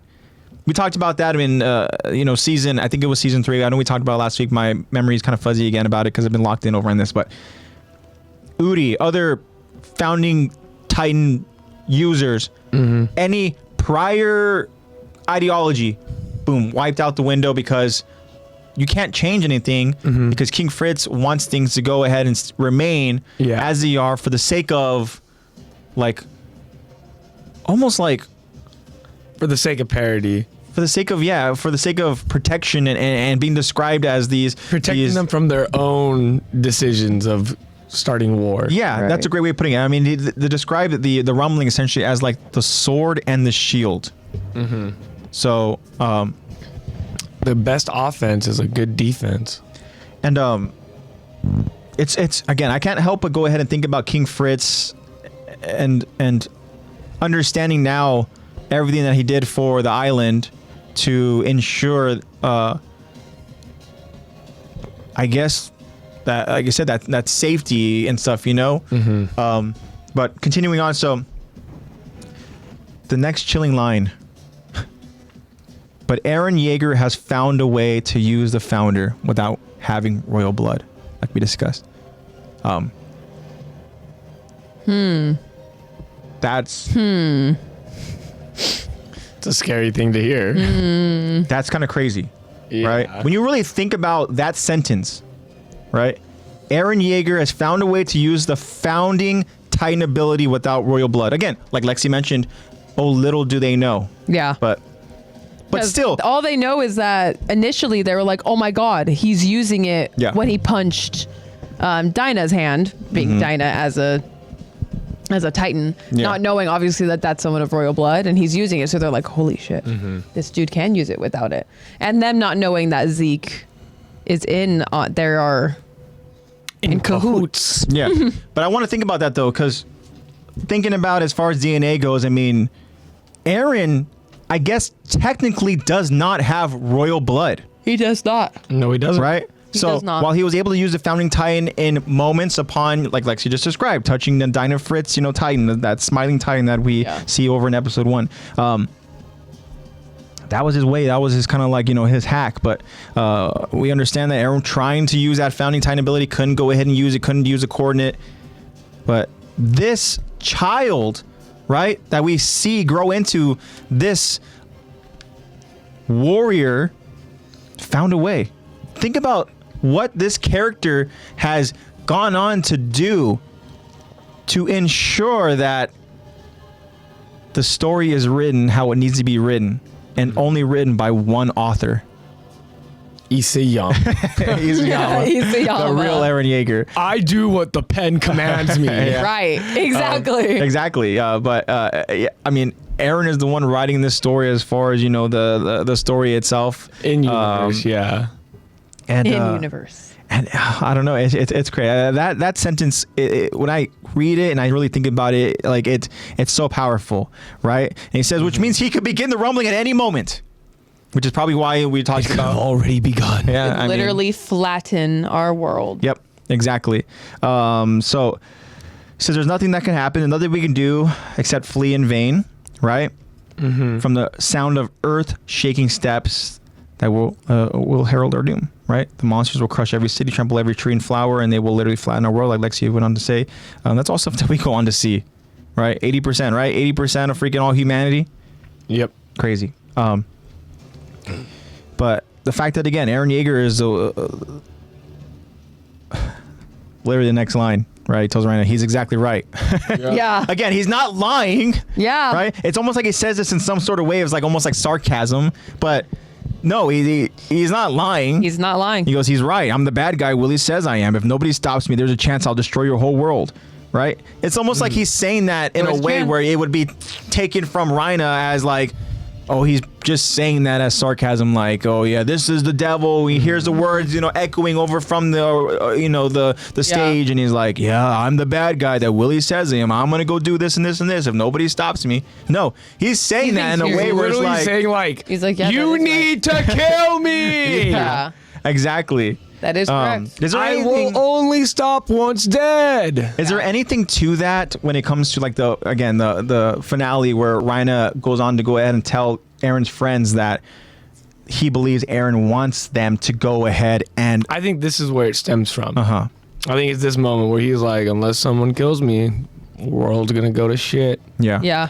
Look into my eyes. I'm not fucking with you, Rhina. Yeah, I'm not lying. Someone has to kill I'm me. going for to this slaughter stop. all these people in this building 'cause- to And then show they you come One thing- my together resolve. when he's like, he is letting us do all of this. One thing I think about is that when Rhina was explaining about what he was doing and how he said he wanted to be stopped, right? Mm-hmm.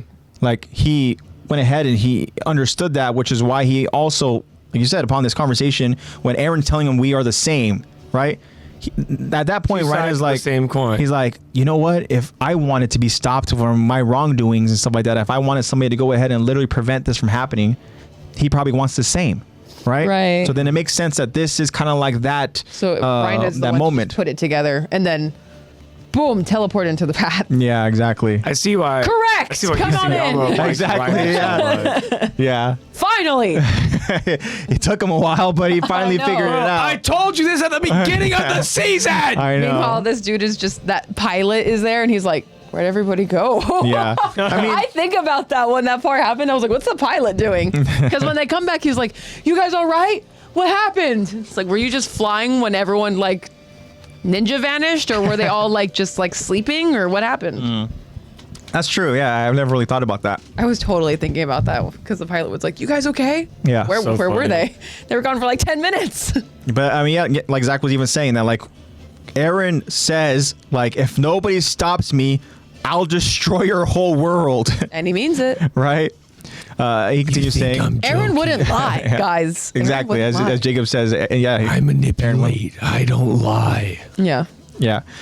He says, but to my eyes, you look like the bad guys too. That day when you breached the walls, when the Titans destroyed my home. This is where things start getting real personal. This is where Aaron no longer is kind of like, just being that mysterious character that arrives over on the scene over in He's no Rhina's home. longer Aaron Kruger. No.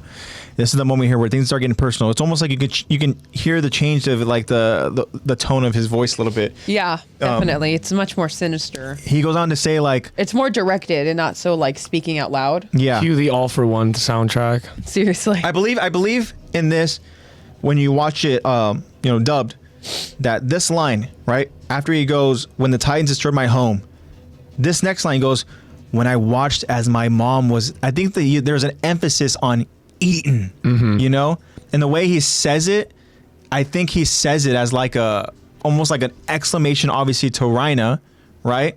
To truly understand, like these are things that you did to cause this, Right. When in reality, we understand that He did it himself. Aaron's the one who was like, I know. I mean, I'm trying to take it in a way of like, tell me why my mom was eaten by a Titan. Tell me why. Like, of course, as viewers, hindsight 2020, we know that it's because Aaron did send his mom. It did send. in an unaltered reality, Bertold somehow gets eaten by Yeah. Dinah. by Dinah. And think about that. Dinah But there becomes is a the little bit of colossal truth. Titan. I know. There is a little bit of truth to that, though, because technically none of this would have started if you guys didn't breach first. Yeah. So I guess he's like, yeah, you guys made me get my mom eaten because you breached. And because Bertold was right. If Bertold was anywhere else, I wouldn't have had to redirect Dinah. Yeah, exactly. But because he was right there. Yeah. And he says, Lexi, stop. Dude, it's the truth. It's the truth. Yeah. No, I think I don't this tell a is- lie, dude, just like Aaron. I do not lie. I feel like it's a mixture of Aaron being mad at himself for having to do it, but also trying to get Rhina to understand, like how you said, this is all because of what you guys fucking did. Yeah. We're the same. I'm just getting my spin back. Yeah. That's all it is. Yeah. Like, I'm not doing this because, like, yeah, he does say, yeah, Willie says I'm the bad guy, that, like, I really am that bad guy. But Yeah. also, But he's right. I am that guy. But you Yeah. guys are the bad guys too. yeah. It's like, but also, I wouldn't be here if you didn't do it first. So I'm just. Exactly. He's holding him accountable to some point. Moral of the story is there's no good guy. Yeah. There are There's only- consequences to your actions. There's only And bad guys. That's very much a moral of the story aspect that Armin himself constantly brings up whenever they described Armin as good, right? He continues that same sentiment where it's like, well, if I'm good, then there is no good in this world because I've done this and this and this. Yeah. You know? It's yeah, I mean, the thing is, in reality, like we've come to find out, even just as we get that time lapse at the end of it, is that you can go ahead and try to bring peace among the world, but eventually war will go ahead and find its way, Yeah. right? Unfortunately, it's human nature. One thing I do want to go ahead and say is that I loved when, as we were telling the story, right, trying to deliver the lines, when we had the back and forth, and whenever yeah. Lexi would go ahead and kind of cue us and hit us with that, like, you know, Aaron says this, Rhino responds, Aaron asks, We crescendo. Rhino goes, and it's like, I felt it, where I was like, oh 'cause shit. It's a tense. It's This that is moment like is an tense as hell. interrogation. We had to match the hype Yeah. of the scene. It's tense it as hell. I feel like all three of us just at the same time were like, okay, let's crescendo a bit. Let's get a bit more intense. Yeah. Bring up the heat. Because this episode deserves it. Yeah. Oh, yeah. We It all does. felt the intensity. We felt like it was I like also wanted to give enough time for you to be like, okay, now I'm gonna be. yeah. We going back and forth between Ryan and Willie. I was like, Yeah, It was I know. was when you went back into unloading it, you did a really good job though. thank you. I tried. Shit, I Marco. was tense and I was unloading grocery. Hands are trembling. with Dude the is unloading groceries. Like, and then what? Aaron responds.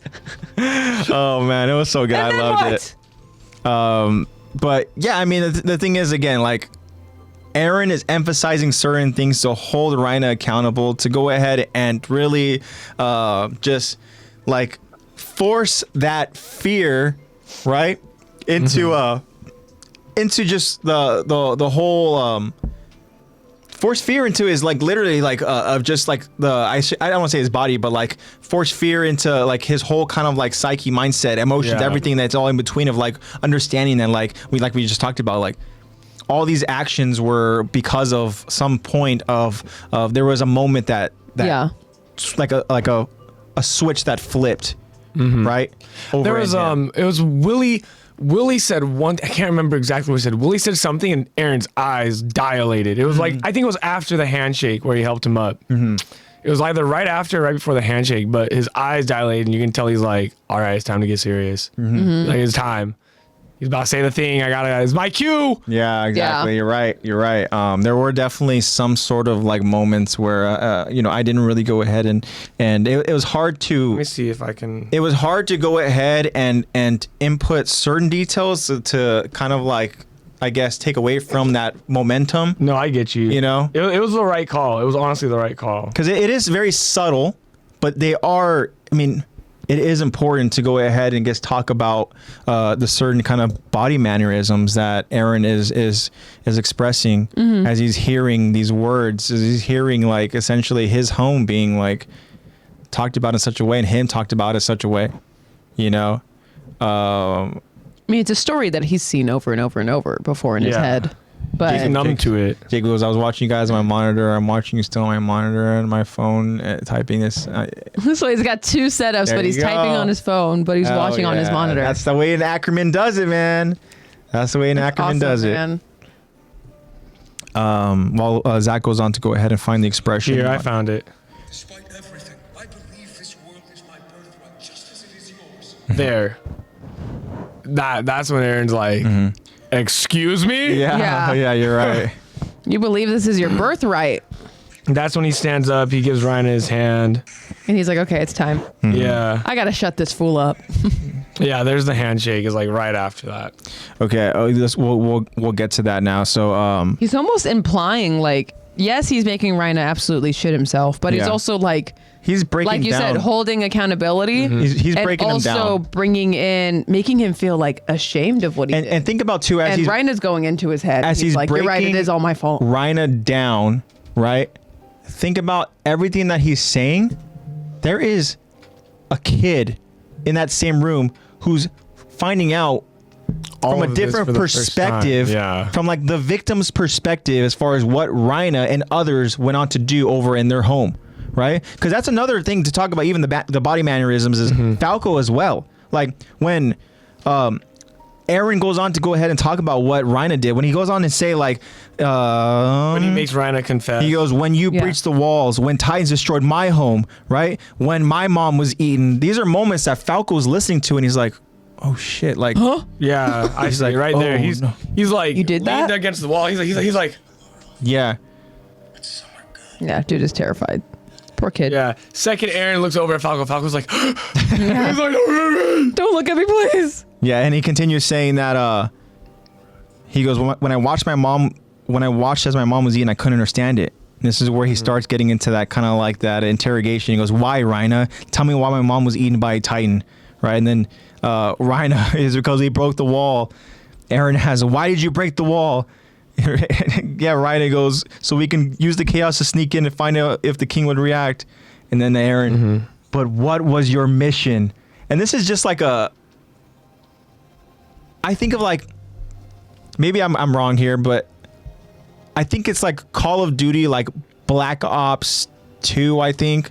Or is it, it's the one where, fuck, I don't know the character's name, but Sam Worthington played Mason. yeah, the numbers Mason. Yeah. That's Black Ops 1. Yeah. The numbers Mason. What He's do like- they mean? Yeah, exactly. What was your mission, Mason? Yeah, And it makes you exactly. think like he's trying to go ahead and pull information. He's trying to go ahead and almost like bring Rhina either out of a trance or into a trance. I don't know, but I think he's for fucking him, with his it's- mind. He wants Rhina to remember what was going through his head in that moment. Yeah. As Aaron's going into the same thing, switching sides. Yeah, just being like, you can relate to me. What was your mission to save the world?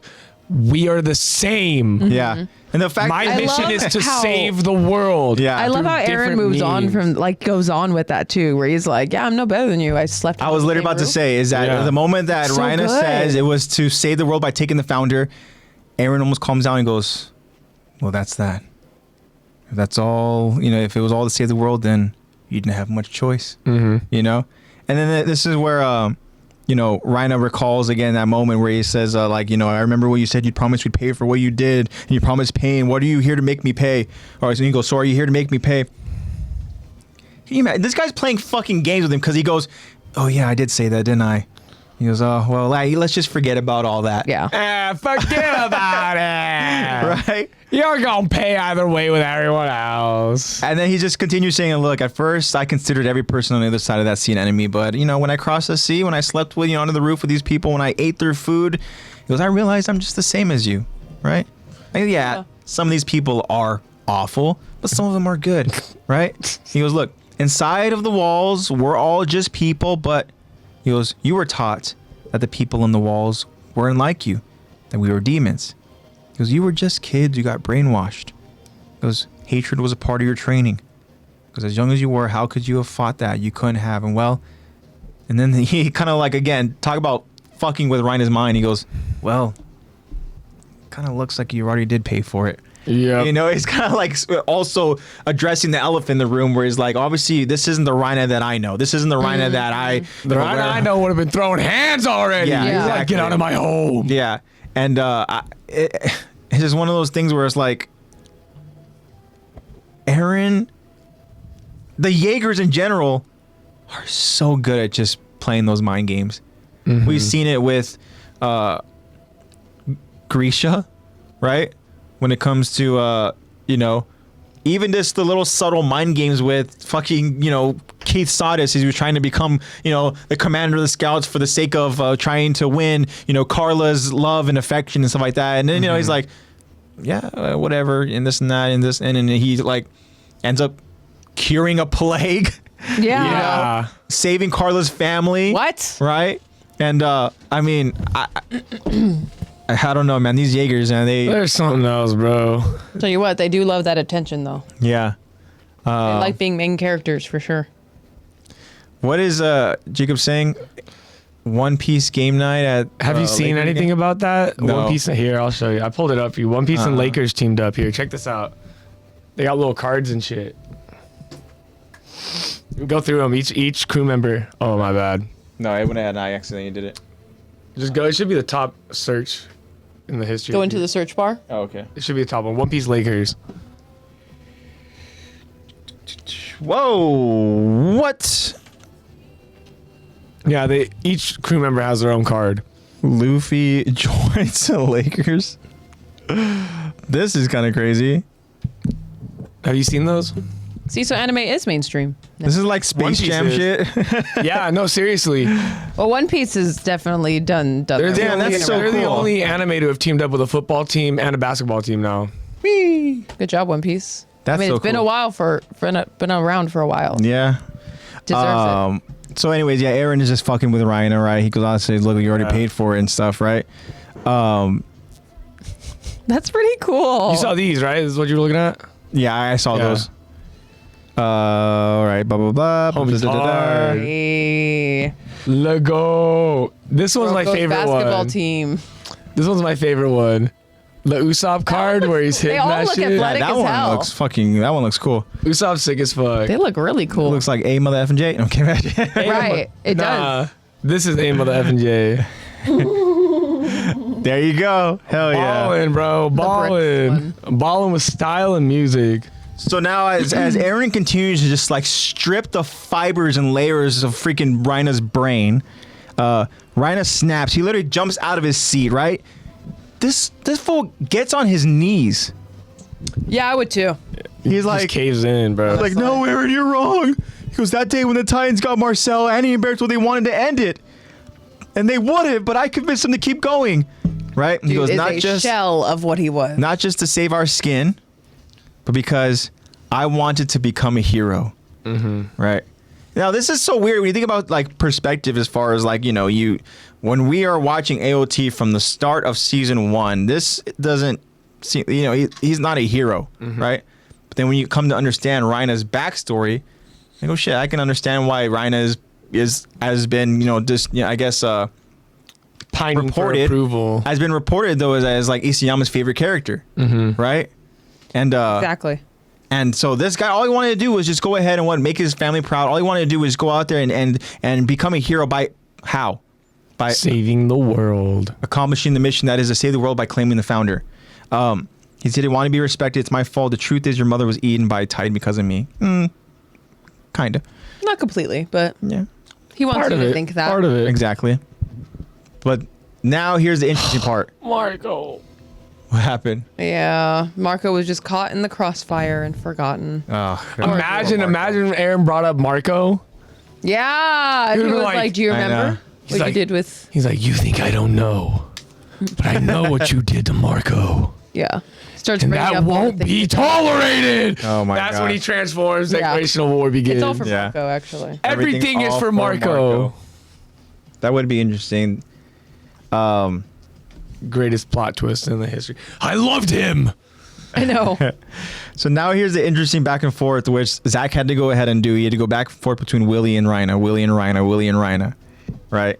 And Parallels, yeah, it's like literally opposites, right? perpendicular. It starts off kind of the same, very similar, where they're really struggling with the reality, right? It says, Rhina, well, I should say Willie starts by saying, I've always hated my blood. I've wished that my race would disappear. Rhina says, I can't take this anymore. Please, just kill me. And then this is the switch. This is where the opposites are. Willie professes that I want to live. Very Robin-like. Because I want to live. And despite everything, I believe this world is my birthright. And that's where Aaron's like, huh? Yeah, it's like, bro. Right? Yeah. Just as it is yours, right? He goes, You fucking liar. the people here may belong to different races, different nations, but if we were to survive this crisis, then for the first time in history, let us join as one. So please, if you wish to live, lend me your strength, help me protect our world's future. All, I guess, good in theory, right? Depending on what side of the coin you're on, depending on if you are part of parity or if you are one of the other many nations that are over in other lands. Willie, he's a good speaker. Oh yeah, Willie's good here. At this point Well, the here, dude's been practicing. at this point here, Willie has the eyes of every member over in that crowd. Oh yeah, and the camera lenses. He has all of their attention, right? He's relayed the groundwork here. He is delivering the message, and he needs the help of all of the other nations. We're not trying to go and fight each other. We're not trying to go and claim each other's land. Have we lost sight of what the goal is here? Look, my life has been a lie. I've been living this life as somebody who is just not even worthy or deserved any of the luxury that I have somehow been born into. I'm here to tell you all that from the person at the top. The person who has it all just nice and easy and living this luxurious life where we stay away from all of the war. I'm here to tell you all that we need to fight together. I am ashamed of what my family name brings because it's not true. Mm-hmm. But let's change that. Let me be the hero you Let's always thought we change were. And Aaron's there listening. He's just like, bullshit. Mm-hmm. Bullshit. He's like, bitch, you think you can? I'm going to give you the chance? Yeah. Yeah. Aaron's like, I'm coming. Calm down. Aaron's got that huge like that period on the, I don't even know. It's just his climactic of just like, okay, well, I'll just keep moving forward Yeah. until I've killed my enemy. That part is insane, right? Yeah. Eyes girl. Start The glowing. slow-mo of, I mean, Rhina still will always be a protector. That's his whole thing, being the armor titan. He's to protect. Yeah. So even in literally him begging for death, he still is like, okay, transforming, split second, protect Falco. Falco, yeah. Sorry, Marco's on Grab the the brain. youth. Yeah. Yeah. Or maybe it was Aaron somehow forcing Rhina to protect Falco, knowing that Falco was going to be. I can imagine Yeah. everything somehow spirals Everything. into I was like, whatever oh my God. action everybody It's getting does. late in the Aaron is podcast. already premeditated. In reality, it's Aaron turning Rhino around to grab him as he's transforming. He's like, imagine? don't forget your child. Yeah, he's just like, Can you imagine being a member of the audience as you're like, yeah, declaration of war, yeah. they are And then literally like, oh my dude god, dies and gets eaten in front of you. You're like, it's you crazy. literally watch the hero you thought you saw go. yeah, get tossed up like a freaking M&M You and know cast what's- caught in his mouth. You know what's crazy is that kind of on that popcorn same kernel. topic. Yeah. In real world events, there was a screening, I don't know where at, but there was a screening of Captain America Brave New World. And I don't know, for the sake of the story, let's just say that it was in this moment, but can you imagine? But this really did happen, but not in this moment. I don't know if I can't say for certain, but let's say you're watching that movie and all of a sudden you see like the moment where the Red Hulk is on screen. You're just like, oh my gosh, Red Hulk. Well, what actually happened in that theater was the roof collapsed. Oh. You're shitting me. My Roof collapsed. God. Like a big chunk of it, or just like a little piece. No, think of like if you're the Like- ceiling, like the it ceiling caved in? came down. stadium seating, the first 3 rows, the roof collapsed. And the Red Hulk dropped down with Yeah. it. The thing is, can you imagine you're like this, and next thing you know, you just hear like whatever this, Yeah. and all of a sudden you're like, oh shit, and then they're fighting, blah blah blah, whatever. I haven't seen the movies, I don't know how it plays out, but Yeah. they're fighting, blah blah blah. And next thing you know, just like the roof falls on and you. movie theaters are a whole nother kind of immersion. The I way didn't that, know this was 4D. Yeah, the way that if that happened, you're like, I know. the Hulk's here. Like, when you're in a movie theater, it's just a different type of immersion. Yeah, it's crazy. But to your point, Lex, can you imagine hearing about this damn devil, this Yeah. monster, Name drops Aaron Yeager. and all of a sudden just He has the power to trample all of us. Let's rise up against him. Imagine being in the theater and the Titan's face just comes out of the screen and just roars. You're just like, Yeah. Oh. I wasn't cheering. Yeah. I wasn't cheering. I know, exactly. Long live parody. Aaron, I think you're pretty cool. Dude, you look badass. Parody for life. Those are like the people that you see where all of a sudden they're on their like knees bowing, all of a sudden the rock still like I splats know. regardless. You're like, know. okay. Anyways, so Like I said, there's good and bad people. It's too late to save yourself. Yeah, exactly. So we get that back and forth between Willie and Rhina. They're essentially saying the same things in opposite spectrums here.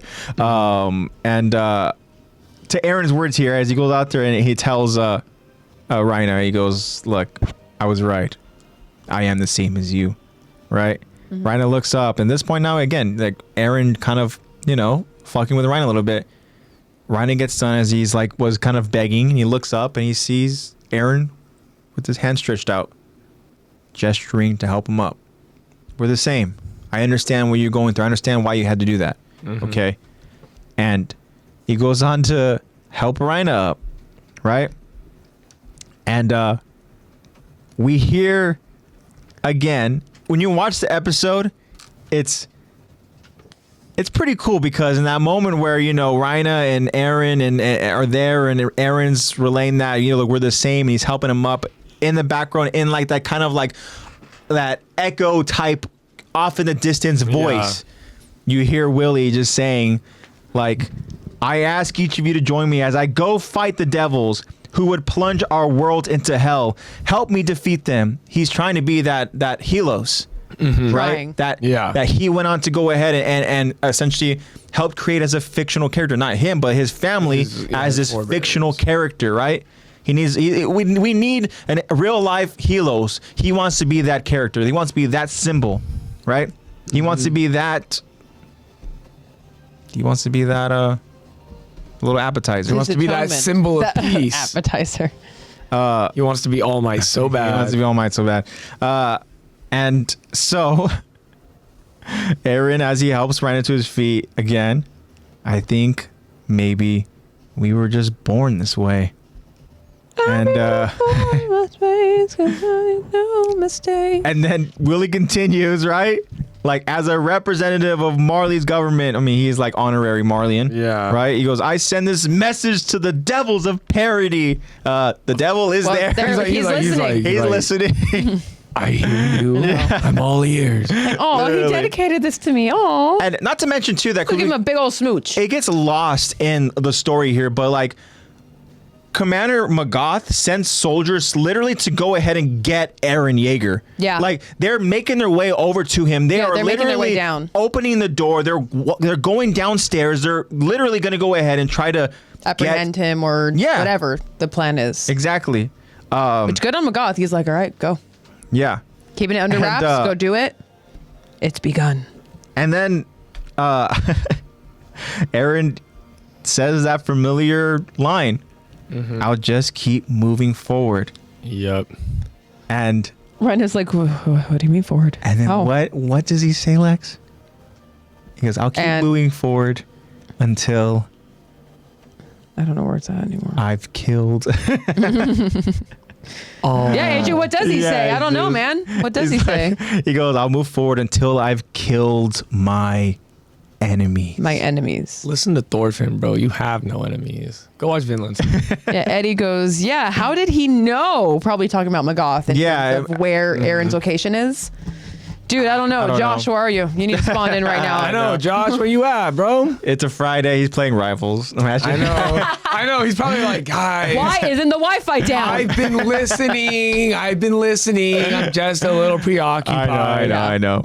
He's got us on his side monitor, some chuckling at us as we're talking about him. Watch, I'm gonna laugh if all of a sudden as we're getting ready to get to a close and we get we are live. We are ending. We've been live. We've been live. War has been declared. I know. Seriously, but no, again, this is the moment where it's just kind of Eren is kind of going that back and forth, right? Just like when we get that back and forth with Willie and with Rhina, and then it's Eren's like, look. It's okay, man. I understand you. This and that, blah, blah, blah. But why did you do this? Why did you do that? Hold on. No, I understand. But you know what? We have no choice. So now what I have to do is... I have to... I have to... Literally. And then so... then we get Willie's last words. He says... Famous last word. Consider this... A declaration of war. And then roll credits. And the Attack Titan shows up.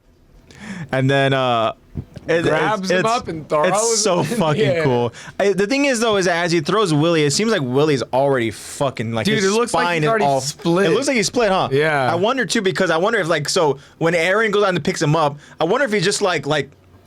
You know, I apologize if this brings a lot of noise for anybody who's listening to their headset. So, you know, this is a warning to your ears. But if he just goes on and looks at Willie down, like over on the stage, he just goes like, you know, just kind of like basically. squish, pick him up and stuff, you know. Damn.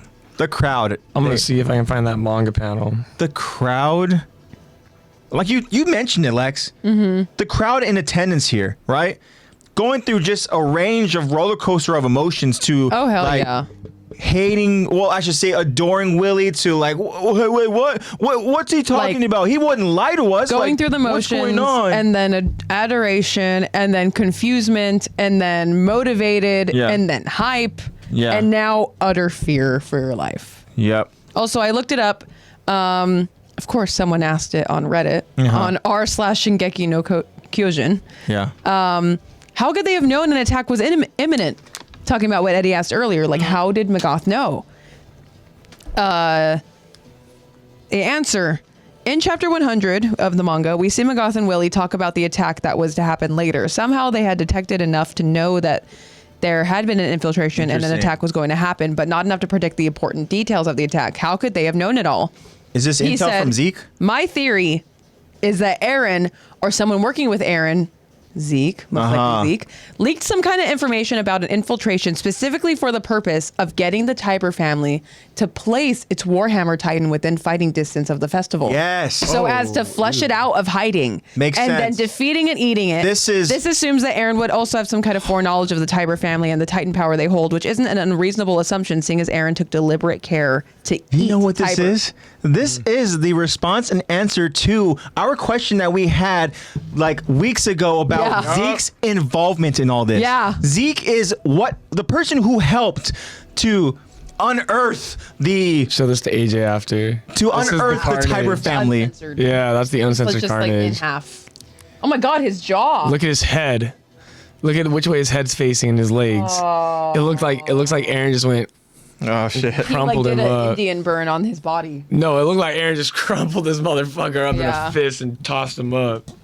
He just tosses him in his Oh mouth and my eats him. god. But it makes sense that Aaron would be Yeah. like, okay, Tiber number 1, eat you. he's looking like Yeah. Peek and Porco in that hole right now. Yeah. But he can't heal. Nope. That's the There difference. ain't no steam coming off But his it makes body. sense that Aaron would be like, okay, eat one Tiber. Done. Okay, where's the Warhammer? I gotta eat her. Damn, man, that was pretty gruesome. I'm I not gonna know. lie, but Head's backwards, his something lower that I jaw's think a fucked monster up. would do to go ahead and make a statement. But that makes sense, though. Okay, that makes a ton of sense. And I was thinking too. I was like, okay, the intel that they probably got was from Zeke, because Zeke is the one who was in communication with Aaron. We understand later on over in the series, right? And so that makes the most sense. But what was the plan? What was the involvement here? What's Zeke's plan in all this? And then I think it is to go ahead and try to get as much control as they can so that they can go ahead and follow through with their, eradication plan, right? Yeah. So that they can go ahead and prevent babies from happening, Yeah. right? And a lot of people are talking about the whole, I guess in the anime, especially English dub, they called them rats. But in the manga, they called them mice in the home instead of rats in infiltrating. Okay. Yeah. But ultimately means the same thing. There's some kind of Yeah. leak, which we know now. I mean, just by process of elimination, it's got to be Zeke. What is that? Eddie saying that Aaron looked funny with his hair flying all over the place. He's got his death metal hair. Yeah, he definitely does. Thanks for these every week. Means a lot. You're welcome, dude. Thanks for joining us every week. Is that who means a said that? lot. Is that Jacob? Jacob? Yeah, Jacob, of course, man. Thank you for being here every week. Yeah, Marco said one down. That's one Tiber. All right, who's Send next? Laura, Yeah. send Laura back to the promised land. Yeah. Promised Neverland. Yep. Wow. That makes a lot of sense. I like that response. I like that response. I'm glad that we got some kind of an answer. Because we were talking about it, and as we were discussing the story, we had questions of like, wait, how do they know what's going on here? How are they figuring out these certain details? And it makes sense that with the very vague, the Jaegers like to be vague, with the very vague meeting that Zeke held, knowing that the brass was listening, right? it makes sense that Zeke decided to go ahead and let some information slip. I'm sure he maybe told Mr. Commander Goth. Yeah, Commander Goth. Some Mr. information. Perhaps he told him Because we got to get the Warhammer Titan at the ready, they have to go ahead and reveal the Warhammer. But maybe this is information that he wanted to go ahead and tell Commander Goth when Commander Goth was asking for all of the hairs on his ass. Yeah. Yep. I need a full report. Like, all right, here you go. You want a hair on report? your ass. I'm hearing that there's going to be Yeah. an attack during the ceremony. Yeah. I just feel it in my bones. I don't know what to tell you. I just feel it. I got a sixth sense, man. It's not like I met with the man, but Someone I came just to me feel in a it. dream the other night. I played ball with one guy and he said he was going to eat you. So Yeah, exactly. I met this injured dude at the infirmary, and he said, "I fucking hate running the ball." yeah. He said, I'm so glad all of the major nations are going to be gathered in one spot. So that all the Tybers are going to be located on the same stage. Yeah. Gonna eat them up like Pac-Man. And I'm sure that initially Magath and the military were like, probably not a good idea. That's so dangerous. But Magath was like, leave it. That's the perfect bait. Like, that's perfectly what we need. He's like, that'll Because draw I feel him like out. all commanders are pretty much gamblers, right? They all are very. Yeah, I feel like you have to be to get to that. You know, it'd be a great man to ask that. Heroin. Yeah. Heroin. That's what I was The saying. I feel like ultimate all gambler. commanders Can you are pretty imagine much gamblers. If he was Commander Gambler. the Colossal at this point, we've talked about it before, where it's like, would he go on to go ahead and be okay with this plan? I mean, the truth of the matter is, No. Most likely no, which is why he's not in the picture to begin Yeah. with. Which is why Aaron was like, let's just. Yeah, exactly. He's like, you know what? Let's yeah. go I ahead. my friend back. Eddie sent it to me too. Yeah. Pulled it up for us. Yeah. Gnarly. So now Aaron's Attack Titan is now loose in Liberio. So we will continue with that next week. We hope you guys really enjoyed it. Can you get that applause for that? Killer app. We hope you guys enjoyed our storytelling here, our homage to the episode Edition. that is the Declaration of War. I hope you believe we did it justice. I hope Because we we did. felt so hyped doing it. Hopefully, I know I that don't you care guys. if you didn't like it. I felt enjoyed just as it. hyped. Yeah. I thought I did a good job. Pat What was your myself on the mission? back. I know. To break the law, save the world, and collect the founding titan. But what was your mission? I thought that this was a fun episode. I don't know how long we were going, but yeah, I'm glad that I think we're going to be coming up on 3 hours. We're a little over 2 hours. 2:42. okay. Yeah. Awesome. So Thank again, you for sticking around and hanging Thank out with you us guys on so your much. Friday half night. right now, so yeah. I can sit back a little for you guys. But this was fun, guys, and you guys are definitely right. This episode was much anticipated, and yeah, I had a lot of fun just going through the process of note taking and trying to, inform myself with certain answers, and those are hard to come by in AOT. I feel like I learned a lot today.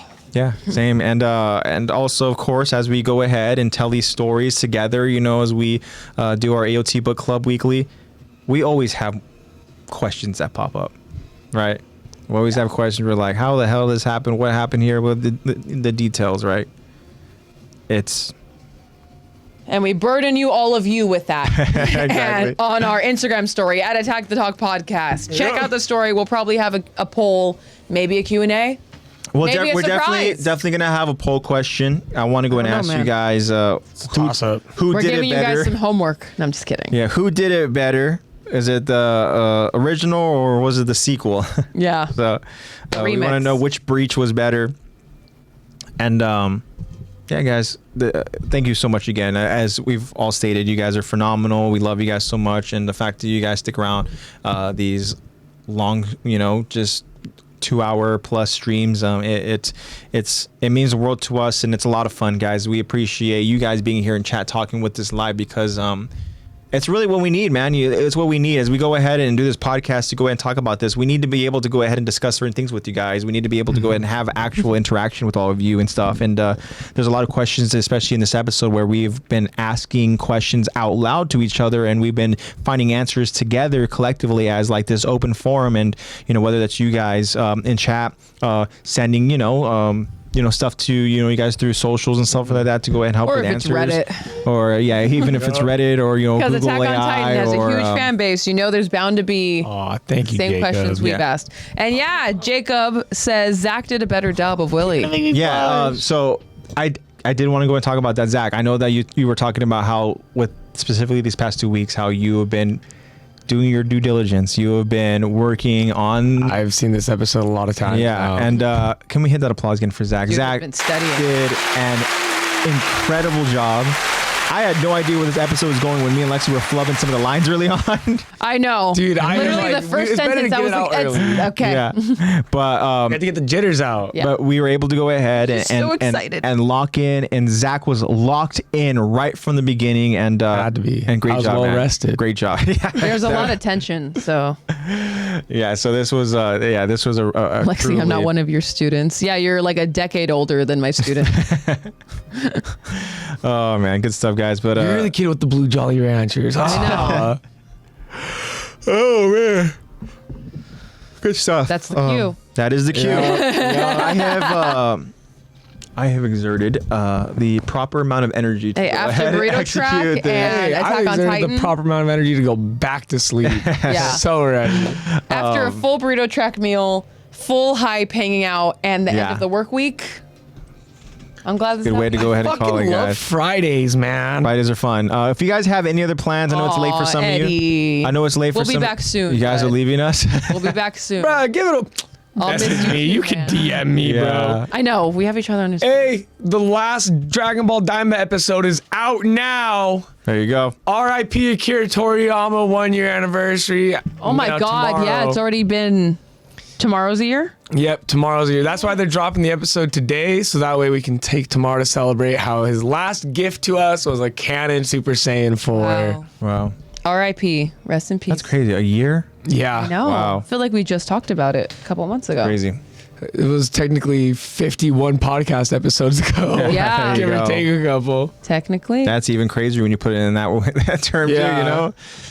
too, craziness. But like Lexi said, follow us over on Instagram if you do not for all the updates, for the Q&As, for the poll questions, and check out the bio for the link tree where you can see the platforms that we are available on. We are available on many platforms, and if you guys aren't subscribed to us over on YouTube, please subscribe so you guys can go ahead and get the notification if you do watch on YouTube as far as when the episodes will be available. And those episodes are made available by the very, very talented and our guy in the chair. That is Mr. NatePlaysBad. So shout out to Nate. Thank you so much for all the work you Thank do, man. you. We appreciate you helping us out. Those episodes man. on YouTube, those episodes would not be made available to you if it wasn't for Nate. So yeah, the thumbnails and everything. Thank you, man. yeah, appreciate it. Yeah, exactly. He goes out there and he puts in the work, for sure. And he gets those in a timely manner. You think about it, like we go ahead and we stream, right? We stream, and then like the information, like Nate has the information and stuff like that days later, and then a couple days after that he gets the episode available to you guys. So we try to get everything available to you guys in a timely manner. We try to stay on schedule, and we appreciate you guys for being flexible with us. And like I mentioned, we are streaming on a Friday, but like I said, it's Friday. It's late for some of you, but some of you may still have plans on a Friday night. Just please be safe. Yeah, find out what's going on with your date, Eddie. Wonder if she texted you. Yeah. And If of not, course, it's not worth it, bro. I'm glad you're with us instead. Yeah, Don't exactly. chase unless it's a bag, bro. There you Right. go. Those are wise words. Only right chase there. your dreams and a bag. Yeah. Don't let your dreams be dreams. And your dog when it runs off. Just do it. Sure. Do it. Shout out to all of you guys. You guys are so loyal, and we don't know what we did in this life to deserve it. We love you guys so much, and enjoy the rest of your Friday. Enjoy your weekend. We'll see you guys. We will most likely be back on a Thursday as we stream live on Twitch, and we continue on with episode 6. And that episode's name is Warhammer Titan. I can't wait. I cannot it's gonna be so wait. lit. So from me to you guys, again, you guys are amazing. Spread the love and positivity. Love, hate, hate. I love you guys so much. I'll see you guys next week. And we keep moving forward. Love you guys. I'll let you guys go ahead and say your goodbyes. I don't have much to say. Just love you guys so much. Thank you for sticking through all of this. And I had a lot of fun with you guys. And I hope to see all of you next week. Thank you. Have a safe week. See you guys. This is Lexi signing out. Jacob says, code GOAT, because we are the GOATs. Love you guys. Appreciate you. Thank you guys for showing up every week. Showing up, showing out.